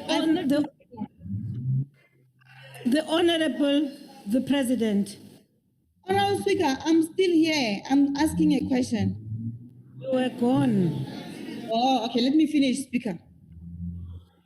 Finish? Oh, yeah, thank you, Speaker. We also know that Eskom once had capacity to develop renewable energy because of number of successful projects, but we don't hear you talk about how Eskom fit into the just transition process beside misguided rhetoric about closing down coal power stations. How much of the 131 billion pledged by the imperialist former colonizers is going to benefit Eskom? We don't want long stories, President. Just give us a number. And President, maybe you must discipline the Speaker again and remove her. Please, she's a problem. Thank you. Thank you very much, Honorable Mawutwe. The Honorable, the President. Speaker, I have my hand up, Speaker. Can we be recognized? Honorable Mkhalipi, you have a tendency of just barging in without saying point of order. Call for a point of order and I will give you attention. I'll grant you an opportunity to raise your point of order. But if you just barge in, not. Thank you very much. The Honorable, the President. Speaker, point of order. Thank you, Honorable Mkhalipi. You may take it. Speaker, I just want to, I'm raising a point of order the way you are running this parliament, Speaker. The member is correct to say, please clarify what she must withdraw. And it's your duty to take through the member of the things that she said that is unparliamentary. But you can't just say to a member, just withdraw, you know what you have done. So that is a point of order that I'm just asking you to reconsider, because it's unfair to our member when you just expect her to withdraw something that she does not even know, Speaker. Thank you very much, Honorable Mkalipi. I have ruled on the matter and we now proceed. The Honorable, the President. Honorable Speaker, the question that the Honorable Member has raised is the subject of the very next question that I'm supposed to answer. But just in short and maybe 2 sentences, a good portion of the funding that will come through will be utilized to support Eskom's just transition plans. And you may well want us to elaborate more in detail about what they are. I think in time that will be the case, because in the end, as I said in my main reply earlier, Eskom has embraced the renewable energy sector and will be entering that sector and playing a key role. Eskom has the full capabilities of being able to do so, and it is going to implement also retraining and reskilling workers, and this is going to be played out in the pilot, one of the pilot initiatives, as one of the power stations is about to be decommissioned, and discussions have been going on, including the Climate Change Commission that I set up, as well as unions, communities. So all that work is underway as we speak now. I am confident that whatever funding that we will get will enable us to move forward in a much more confident manner and enable Eskom to embrace renewable energy in a way that I think all of us have always wanted to see, because they have the greatest capability of generating electricity. And we were delighted when in the end Eskom decided that this is the direction that they want to go, and I think they are well placed to do so. And in doing so, they'll make sure that it is a just transition that takes into account the interests of workers, interests of our communities as well, without any fail. Thank you, Honorable Speaker. The second supplementary question will be asked by the Honorable S. Luzipo from the Chamber. Thank you, Honorable Speaker. Thank you, President. Let's appreciate that you are here today, and the doubting Thomases can see no one is helping you. Honorable President, what contingency intervention plans are in place to mitigate against adverse impact of the coal power plant's retirement on jobs and our economy?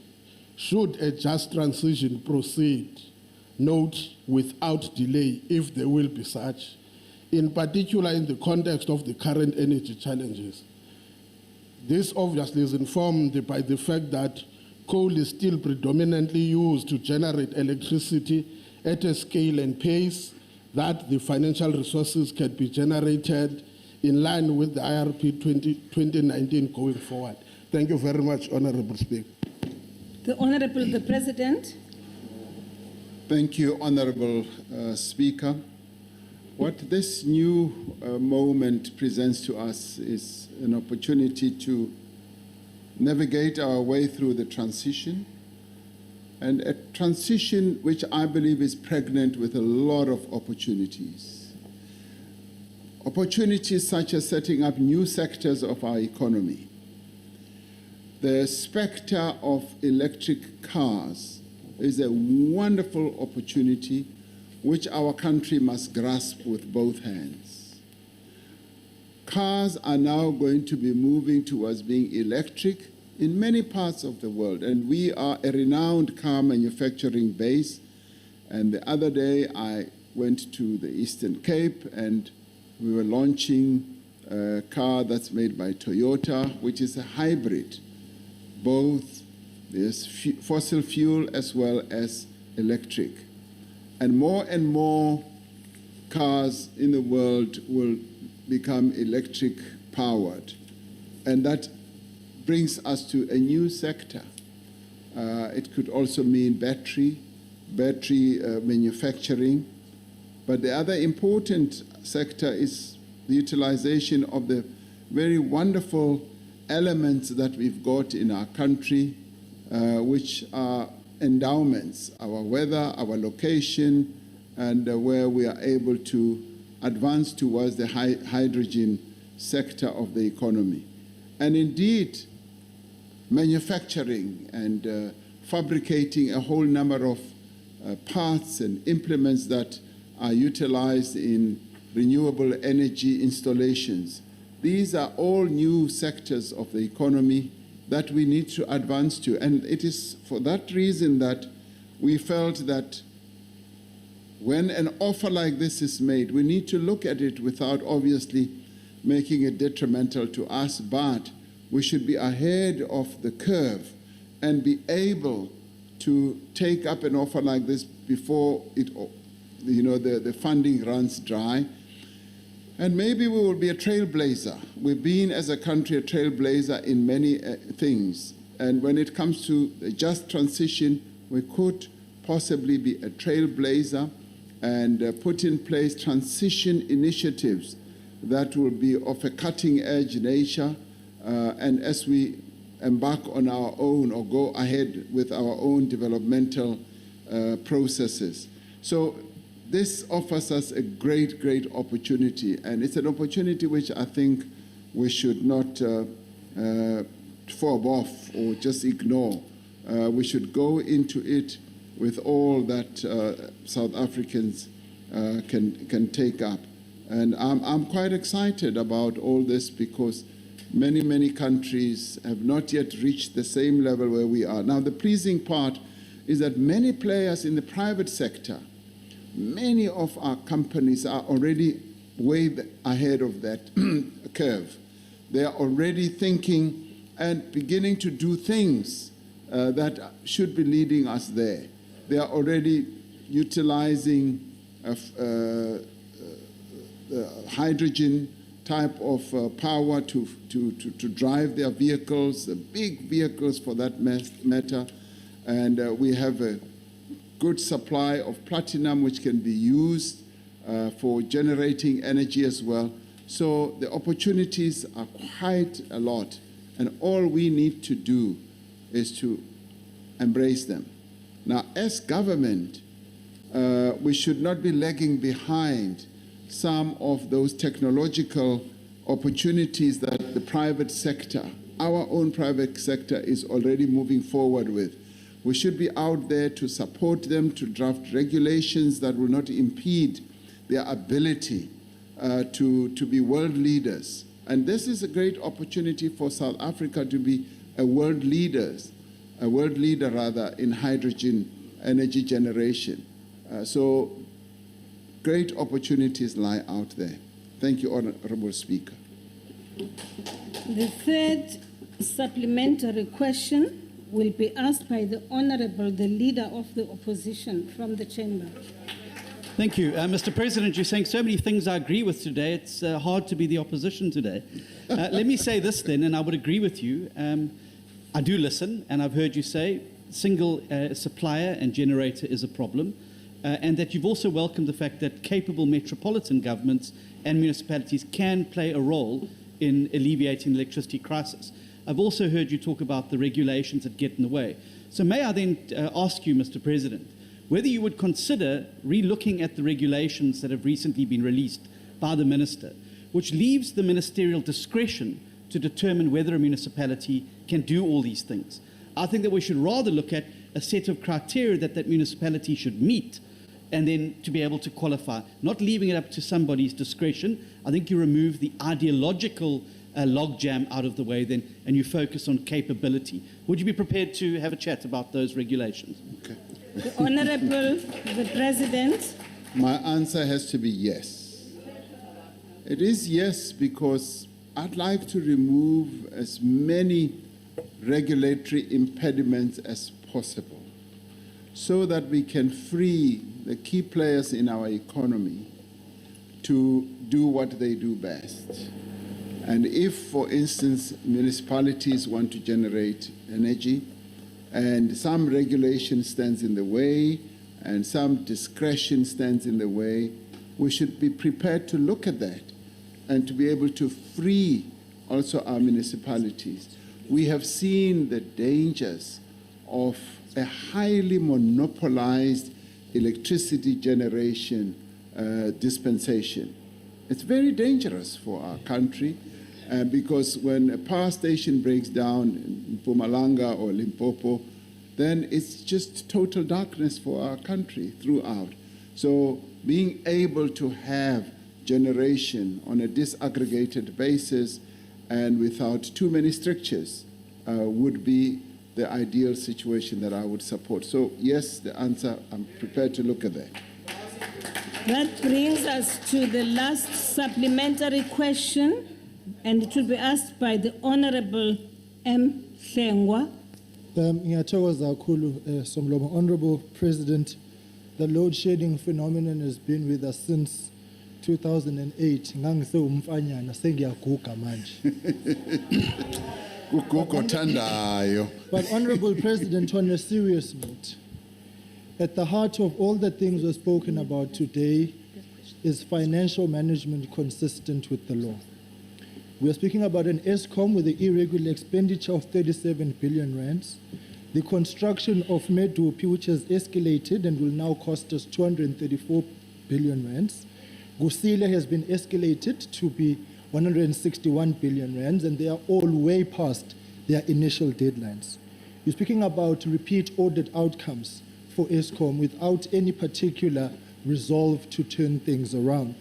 You're speaking about excessive use and heightened use of expansions and deviations. Medupi and Gusile combined will now cost us just over 450 billion rands. Mr. President, the question then becomes, what is it that will be the key primary focus of your government to ensure that beyond the breaking down of Eskom into three parts, that they return onto a trajectory of prudent financial management? Eskom has become a runaway train, anchored in high levels of arrogance and an inability to listen. Mr. President, if we don't solve that problem, none of your noble plans will actually come to fruition. And hindsight is the best sight. And the figures I give tell the story, the horror story of why things have to change. Thank you. The Honorable the President. Thank you, Honorable Speaker. Honorable Hlengwa, I couldn't agree with you more. Things have to change. And as we restructure Eskom, we expect that the various components of Eskom will work much more flawlessly, much more effectively, and their finances will be better managed, and debt levels will be brought down and be properly managed, and that there will be focused leadership, both at the management level and at the board level. And that is precisely one of the derivatives that we expect to get from this restructuring. I am sorry that it is taking so long because there are quite a number of other regulatory and other legal processes that have to be gone into. In my books, this should have been done some time ago. We should have had now a disaggregated Eskom linked at the top, at the holding level, but at the operational level, functioning in the way that we had envisaged, with the transmission being wholly owned by government, and with the generation having a number of generators, Eskom being, of course, the dominant one, but having really good competition from other power producers, and the distribution functioning even better than it is now. Eskom is a distributor, so are municipalities, and in the end, some of the independent power producers will also be distributors. So in that way, you'll have an energy architecture energy architecture that will, really be able to support this economy as well as to support the livelihoods of our people. So in the end, if we have something like that, we should see the end and the back of the malfeasance and the overspending that we have seen, as you say, has been a runaway train. So I expect that things will be a lot better and that Eskom indeed, will also be much, much, much better managed. Right now, we are on the way to transforming and restructuring Eskom in a way where, yes, we are taking pain, quite a bit of pain, but I see this pain coming to an end one of these days as we implement all the plans that we've got. Thank you very much. Thank you, Mr. President. We will now, honourable members, move to question number 17 that has been asked by the Honourable V.T. Malinga. The Honourable President.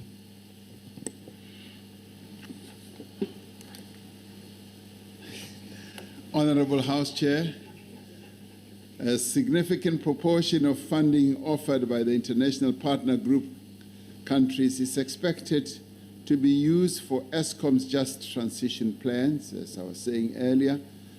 The shutdown of coal-powered stations must be accompanied by significant investment in new generation capacity as well as the network to promote energy security for our country.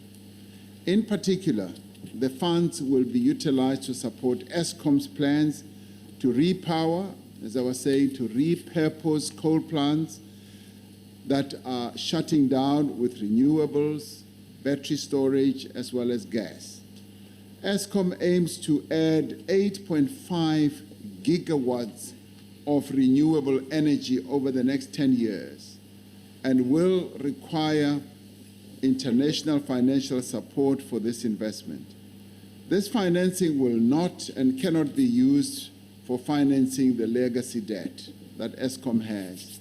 The electricity sector contributes 41% of South Africa's greenhouse gas emissions and is the quickest route to decarbonizing South Africa with the greatest impact in the short term.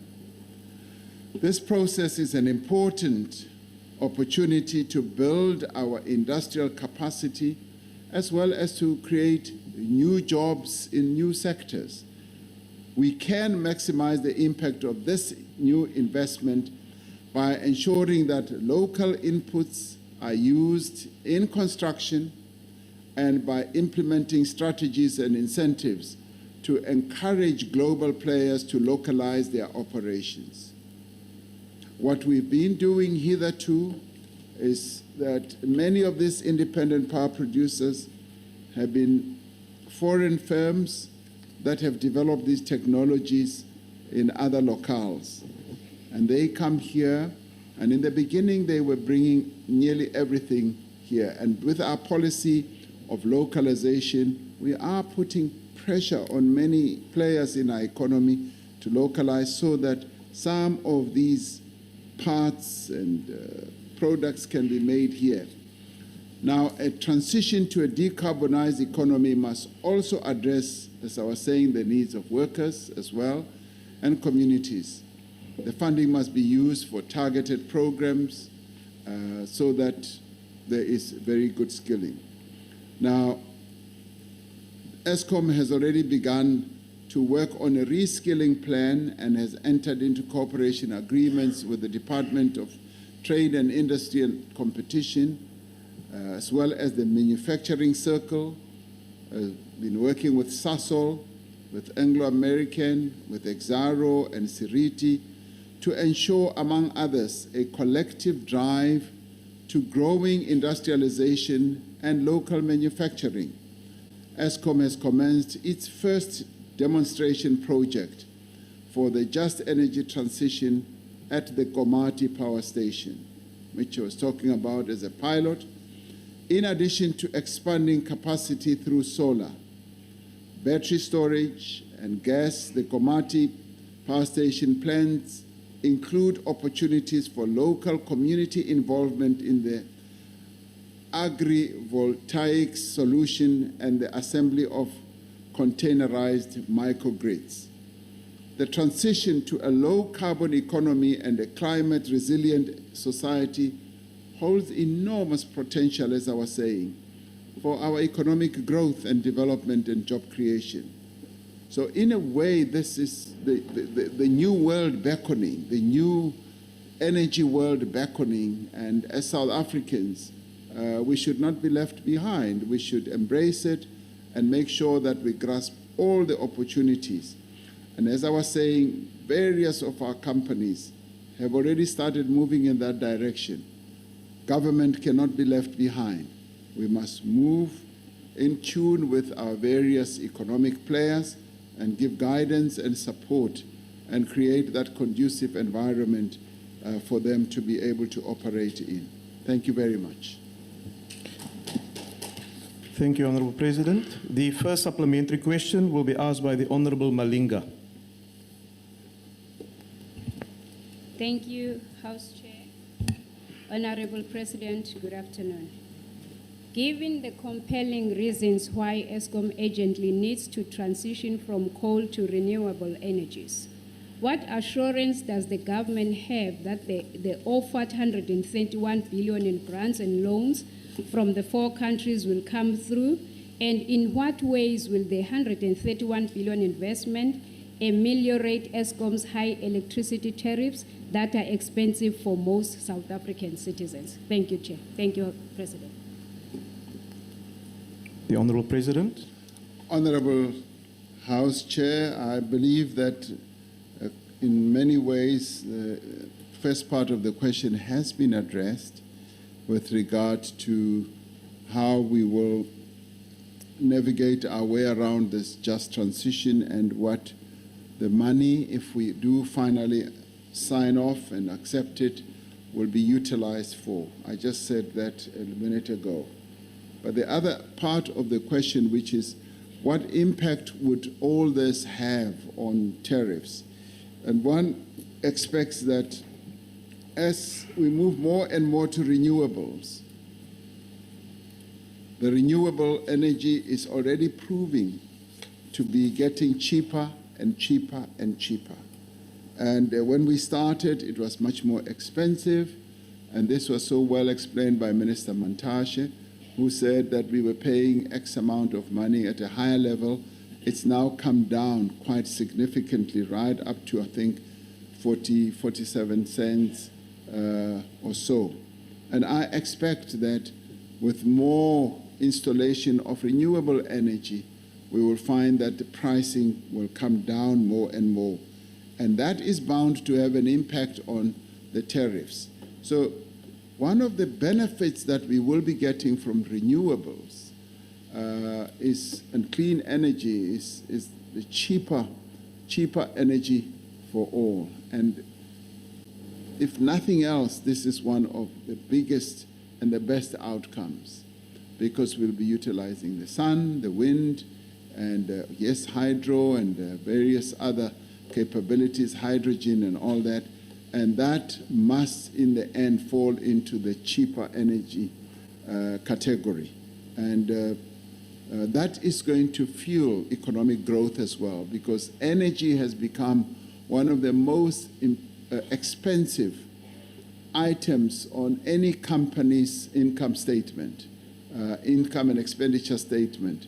And if we can reduce the cost of energy, we will be better off. A number of other companies, when they look, particularly offshore companies who have great choice to go anywhere in the world, when they look at a country, the first question they ask is, what is the cost of energy? And we started off at a cheaper level years ago. We've now moved up to being one of the more expensive energy cost countries. And if we can embrace renewables, that should start coming down, and we become more and more of an investment destination. And that is where we should be going. So I'm hoping that the derivative we will get from utilizing more renewables is cheaper energy, which will be good for all of us. Thank you, Honorable House Chair. Thank you, Honorable President. The second supplementary question will be asked by the Honorable Leader of the Opposition. Thanks very much, Mr. President. Mr. President, just days after you welcomed the offer of the 131 billion in grants and loans to fund this important transition from coal, your Minister of Energy called for African nations to push back against decarbonisation and renewables. And this led to a very nasty media house calling him a fossil fuel dinosaur. Mr. President, how do you explain your government's position in that?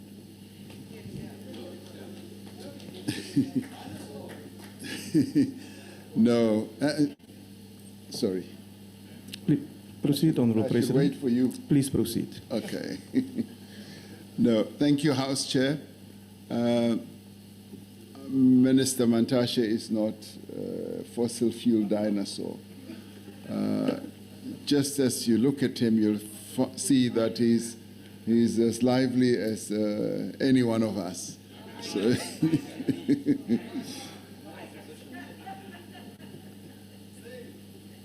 Minister Mantashe is a coal miner.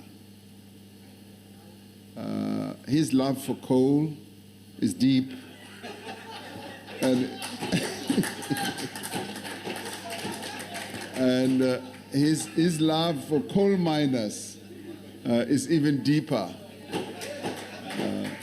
So when you listen to Minister Mantashe, have that at the back of your mind, that he's a coal miner and is also a person who loves coal miners deeply. However, having said that, Minister Mantashe's position on the issue of transition is no different. In fact, it is very well aligned with our position as government. And I think people should listen to Minister Mantashe very carefully. What he has been saying is that we need to navigate our way through the transition very, very carefully, because we've got workers and we've got communities. And as we do so, we need to ensure that no one is left behind. And he is the owner of the IRP 2019. As a minister, he's there to implement it. And the IRP 2019 sets it very clearly out where our direction is, and he cannot be and is not advocating a different direction for our transition towards renewable energy. So he is both a lover of coal miners, he's a coal man, but he's also an advocate, a clear advocate for our transition to move forward through renewables. So there is just no difference between Minister Mantashe and us in government. Thank you. Thank you, Honorable President. The third supplementary question will be asked by the Honorable Maotwe. Thank you very much. President, the coal mining sector employs over 90,000 workers, and 70% of our energy needs come directly from coal. The country has coal reserves that can continue satisfying our energy needs for the next 100 years. There's currently no renewable energy capacity that can replace what we get from coal currently in the country. With that in mind, what necessitated the announcement by the President of the US that they will give us a loan to transition from coal to renewable energy? And how are you planning to make use of that loan in a manner that will not make us beholden to the US, taking into account the practical limitations of renewables in this country and the socio-economic impacts that will result from abandoning coal? Thank you. The Honorable President. Honorable House Chair, I do believe that I have answered that question extensively today. 4 times, as Honorable Steenhuisen is whispering to me. I have answered it extensively and I have not tripped over. Chair. Honorable Member, the President is still on the floor. Why are you rising? Honorable Member, I am, however, willing and prepared to repeat and say that we have no choice but to navigate our way through this transition. The utilization of fossil fuels should never be seen as just a danger to countries in the northern part of the world. It is also a danger to us. We have, in accepting the impact that climate change is having on our own country and our own region, we have decided that yes, we will make it clear that we are prepared to move away from fossil fuels to renewables, but in doing so, we have to go through a transition, and a transition that is going to ensure that it is a transition that does not leave anyone behind, make sure that our workers, our communities are properly also accommodated and they benefit. And in any event, some of our power stations are coming to an end. Their lives are coming to an end. Komati is just one, and that is exactly where we are now beginning to pilot a process that will embed the transition that we need to embark upon even much more effectively, so that we can see whether this transition is the type that we can spread around the country. And we have also said that it is going to be impossible to close down every power station in our country because it is going to take us some time. However, we must make it clear that we've got to move towards renewables, and we must also be pleased that Eskom has embraced this and is already beginning to do a number of things. And we must also be pleased that a number of South African companies have also made their position very clear that they are going to move towards renewables. It could be the mines, it could be various big manufacturing entities. They have embraced this transition that we've got to move to. And I've also said that from a health point of view, we have a huge challenge. We have no choice but to embrace this. So in the end, we are in a situation where our choices are limited. We therefore have to chart a new path. And this is a path, as I've been saying, Honourable Member, that has a number of opportunities.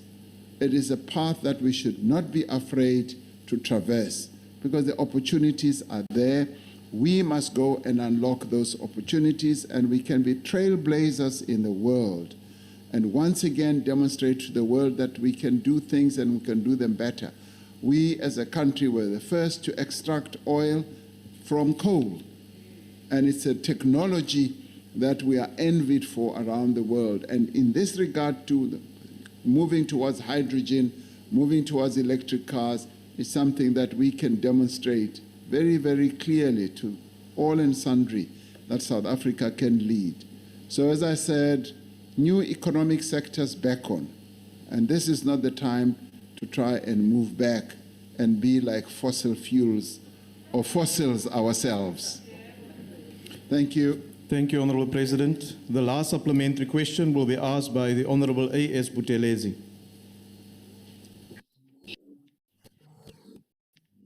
Thank you, Honourable Speaker.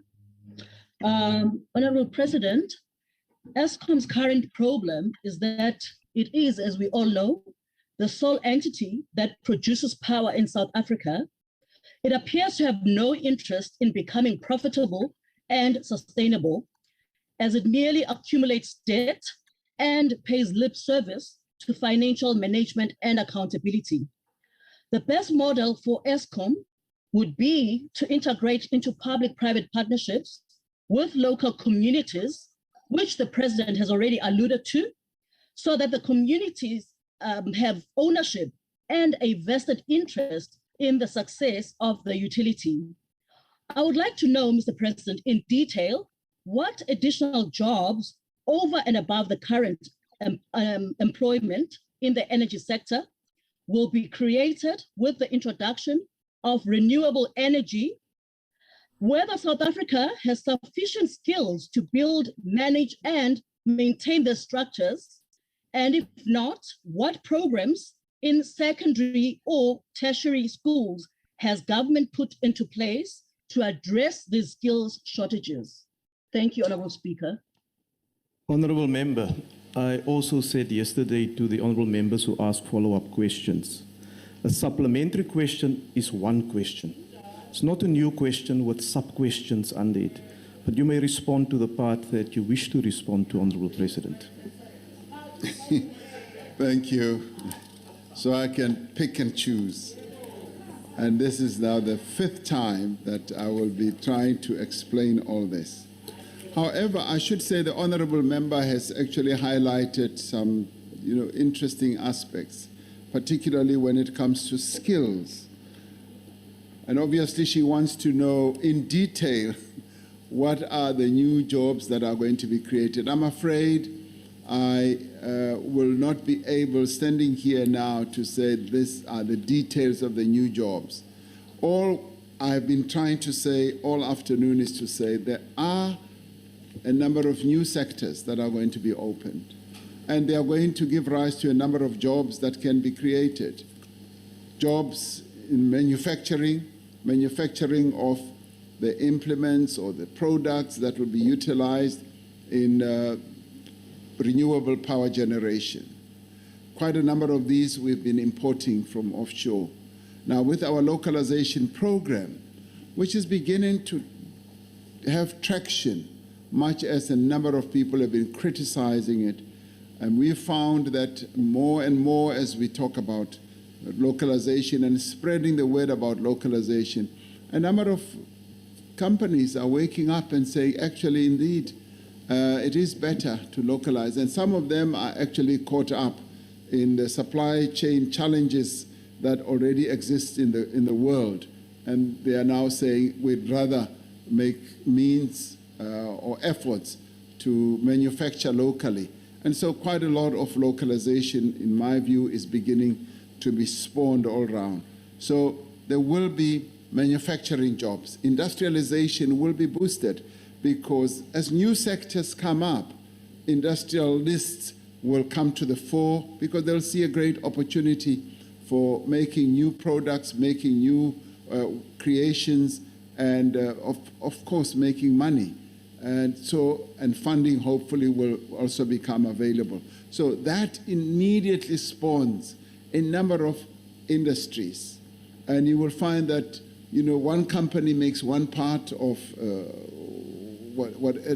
pylon or whatever, a blade or turbine or whatever, and another company makes another part, and all of them can then grow together and be able to produce the various implements that will be utilized in the renewable energy space. Hydrogen, I've said repeatedly, is another opportunity, and the fuel cells that we can utilize from platinum is another opportunity.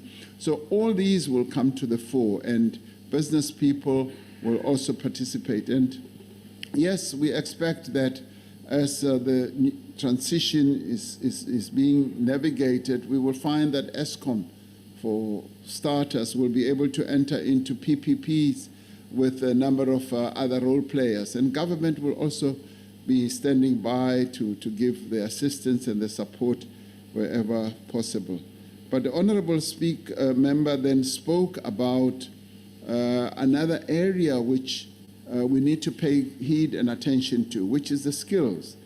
Is our education system going to be well attuned to producing skilled young people to be able to take up all these opportunities?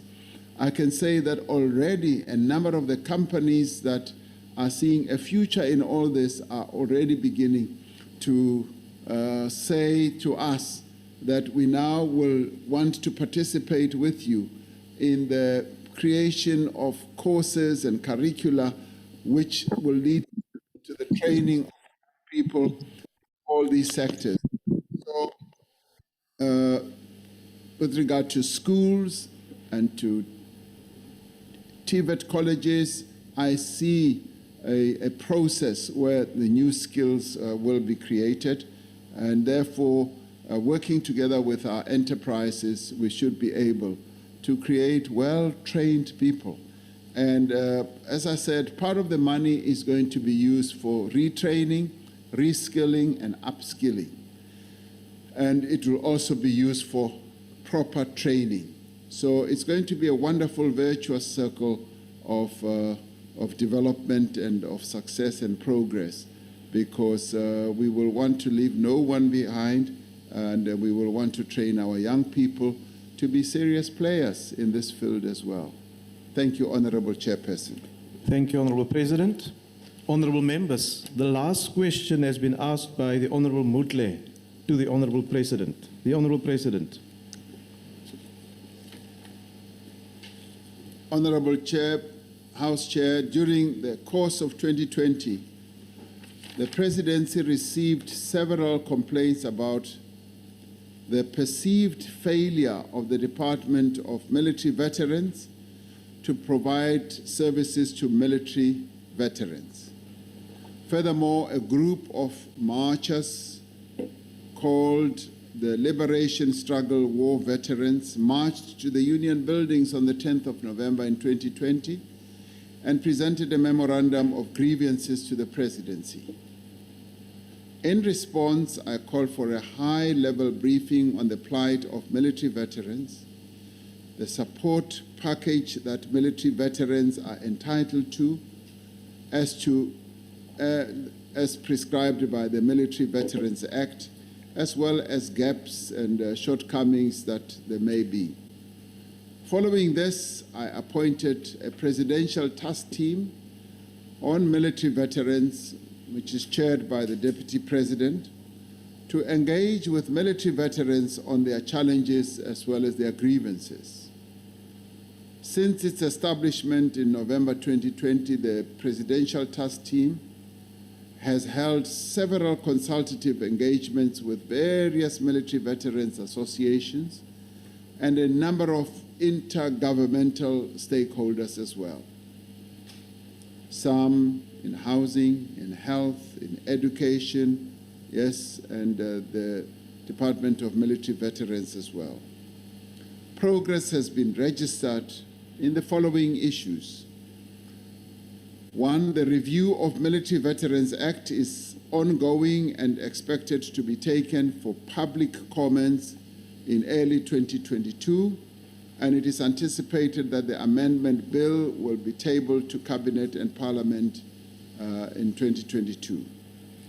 The amendment will deal with, amongst other things, the definition of a military veteran, a policy shift towards the non-statutory force members, and the provision of health care, housing, and burial benefits where appropriate to dependents and surviving spouses of military veterans.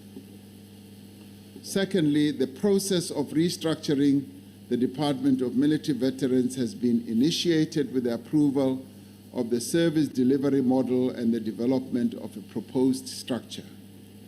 The proposed structure will be finalized upon the completion of the amendment of the bill to ensure that the reviewed structure supports the new mandate of the Department of Military Veterans.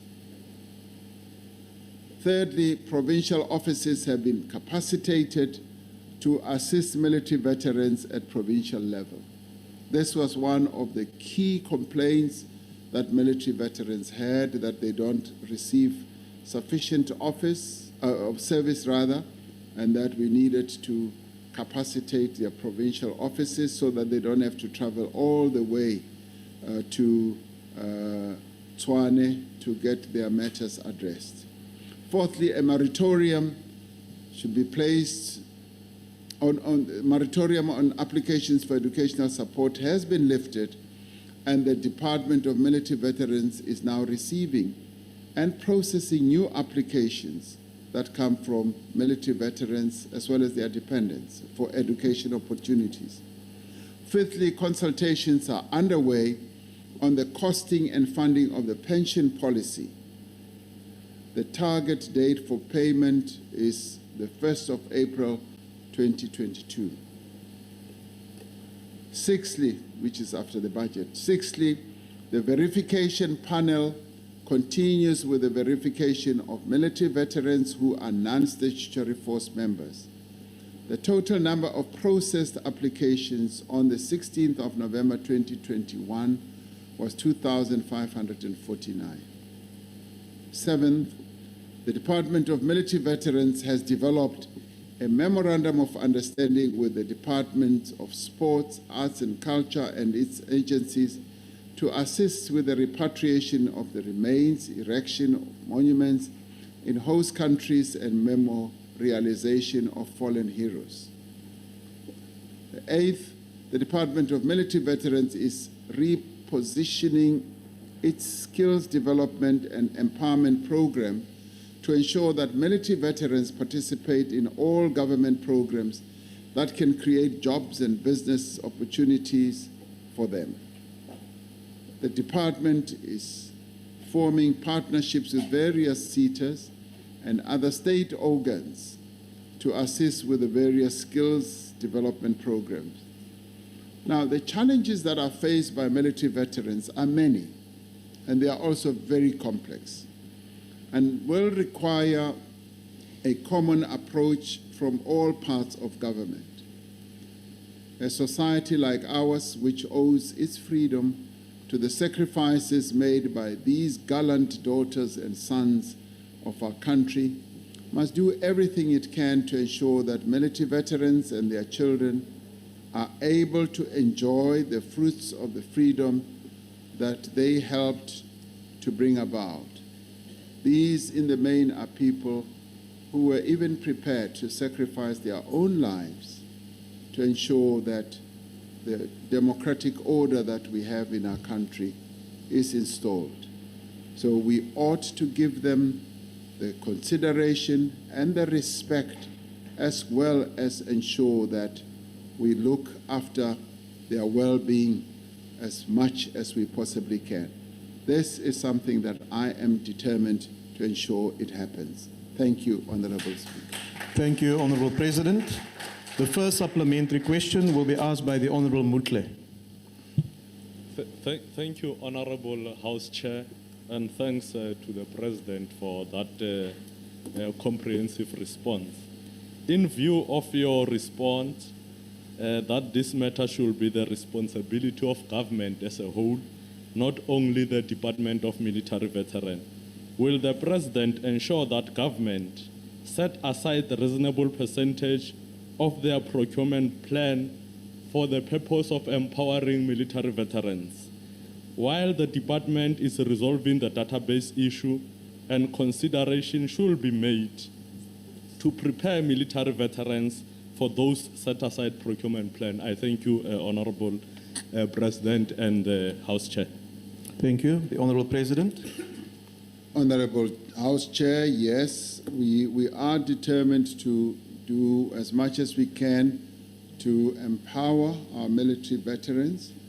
And in my reply, I spoke about one of the efforts that we are involved in on entrepreneurship, also on skills training through our SETAs.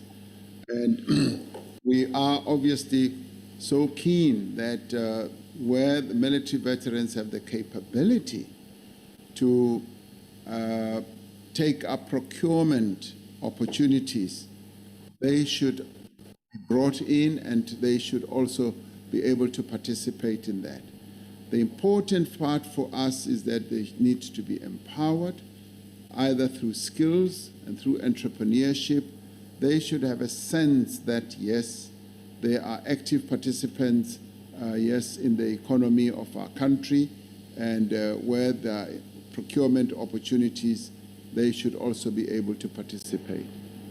Thank you. Thank you, Honourable President.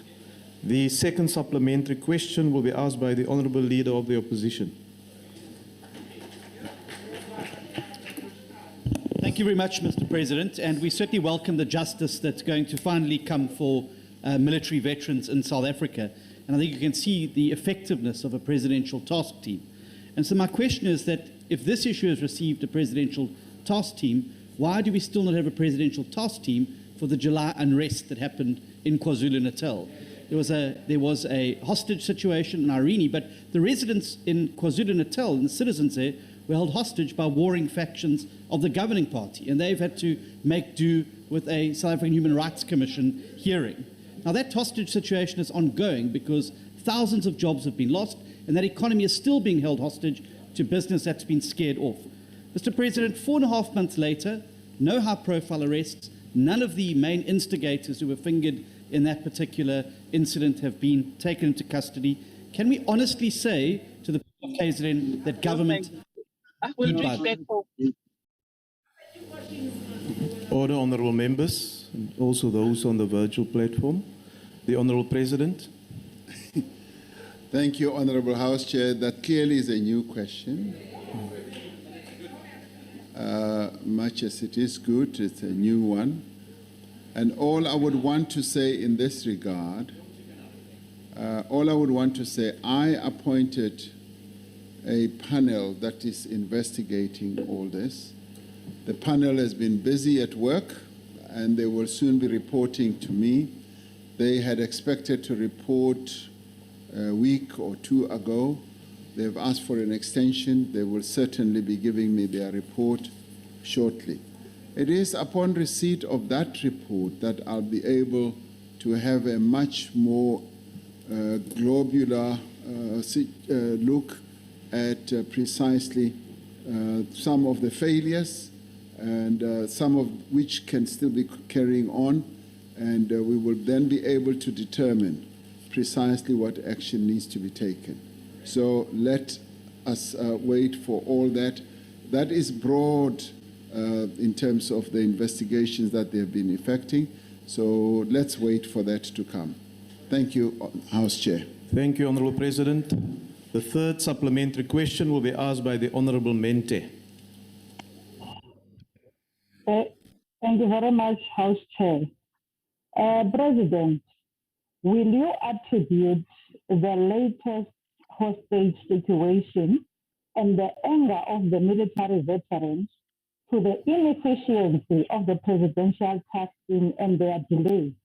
Earlier on, you mentioned that you started the task team last year. Most recently, we had this hostage situation. Is that due to the fact that the deputy president who is in charge of the task team was absent for a while due to ill health? And what systems now did you put in place in terms of leadership of the task team?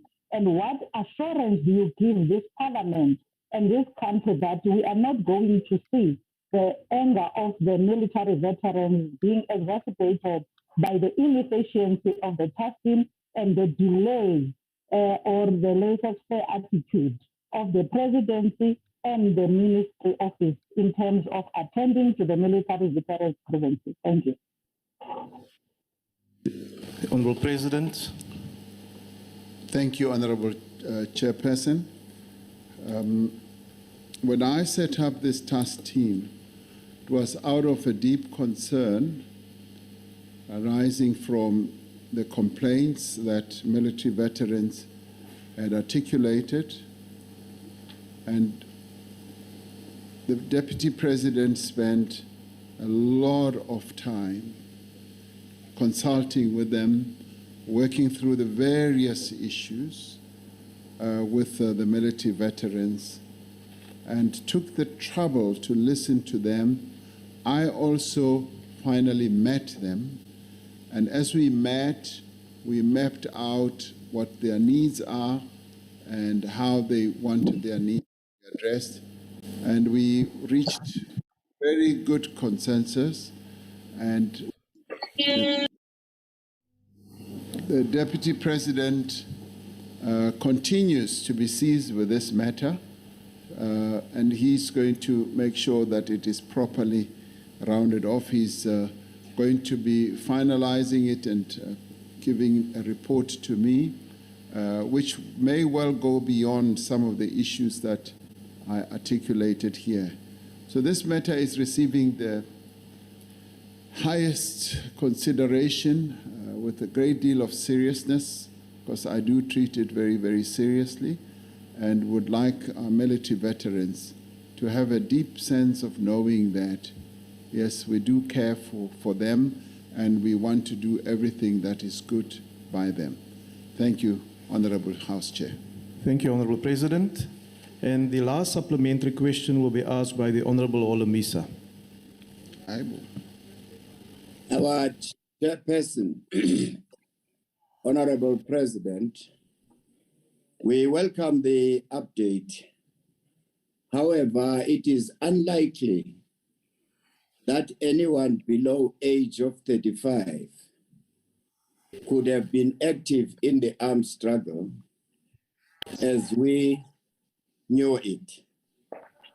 Is it not advisable, as part of the task team's terms of reference, that they establish with the leaders of the liberation movement that the names of the entire group of people who claim to be the veterans appear on the registries of the liberation movement?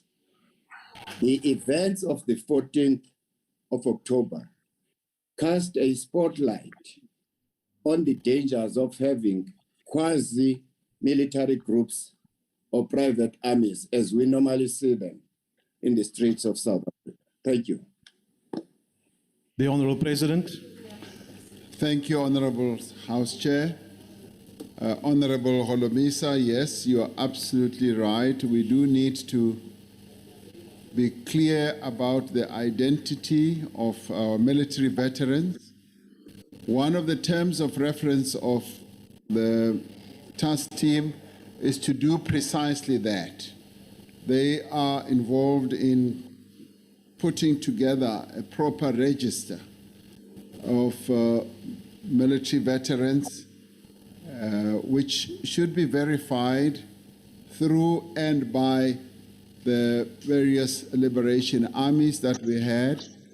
And so we will soon have a full identity list of everyone who claims to be a military veteran. I should say that not everyone who has claimed that title or that label is a military veteran. There are others who are just accompanying others. So we therefore need to have clarity. It's interesting. Honorable President, my apologies. There's a procedural officer, Matakane, who is disrupting proceedings. It cannot be acceptable that a procedural officer is not paying attention to what's happening in the House. And I want that matter to be looked at and the National Assembly Secretary to deal with it decisively. You may proceed, Honorable President. Now, I was about to conclude and say that it's interesting that Honorable Holomisa, who is a military man himself, is even able to put a date or an age because he would know best the age cutoff point that should be ascribed to military veterans. So we are looking at that, and we will make sure that those who claim to be military veterans are true military veterans, and they are known by their own organizations. There are institutions that are absolutely clear on that. So once we have great clarity on that, we hope that we will be able to implement more fully all the matters that we need to implement, and make sure that we give dignity and respect and recognition to those who were even prepared to die so that we may have freedom. Thank you, Honorable House Chair. Thank you, Honorable President. That concludes questions to the President, and I want to thank the Honorable President.